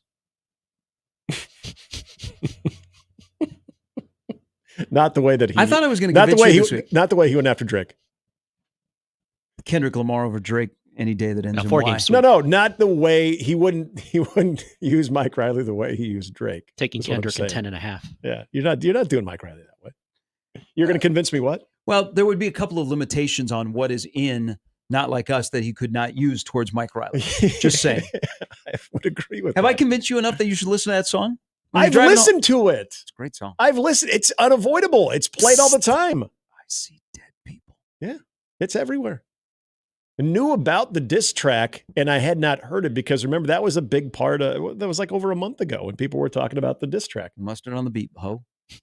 Get going. No, keep going. Read it as Morgan Freeman. Come on. No, because the next line. Jump ahead. I wouldn't be coming here to anymore. You can jump ahead. Yeah. Foo, fight us. You can Gary it up. Hey, the industry can hate me, F them all, and they mama. How many ops you really got? I mean, it's too many options. Sounds like me. Yeah. Well, I'll throw a little sports here to finish this. Thanks. I'm a fiend pass on this body. I'm John Stockton. Beat your ass and hide the Bible if God watching. After that, I'm big done. deal in Utah. I'm done. Big deal. I'm addicted to the song. I can tell. I can tell. I like me some Kendrick Lamar, but people forget about it. They'll talk about Chance the Rapper, Mike Riley and Kendrick Lamar hung out. Because when we brought this up a while ago, people were like, "No, he wasn't with Chance the Rapper. He was with Kendrick Lamar." And then it made me think, "Wait, was he?" Why does he have to choose? And then I remembered that there was both. What a that's where I got confused. What a bizarre time We had the head football coach at Nebraska that was hanging out with rappers and was recruiting California kids. Yeah. You know who else is a huge Mike Riley fan? Kenny Loggins, Dirks Bentley, Dirk Nowitzki, Keyshawn Johnson. That's close. That's my next guess. Once they fired Mike Riley, Nebraska was on Keyshawn's list. It was. Cowboy great. We'll never say anything good about Nebraska no matter what they ever accomplish because those were the days. Keyshawn feels like they did Mike Riley dirty. Those were the days. Mm-hmm. All right, everybody, have a great weekend. It is another Saturday closer to the start of the season. Week 0 next week. You know, it's game week next week. It is. Yes. It is. There are a couple of teams from the ACC that decided, you know what, Nebraska, Northwestern, that's pretty cool. They went all the way to Ireland to play a conference game. Let's do the same. The ceremonial onside kick. And we'll go to Guinness too. Yeah. All right, that'll do it. Have a great weekend, everybody. I will see you on game week. Yes. Jimmy and Nick will be in next week. So, because I have a T-shirt on the way, live, laugh, and punt. Yes, finally. Yes, I do. Make memories, everybody. Have a great weekend. For Jimmy, for Nick, I'm Gary. Crossover.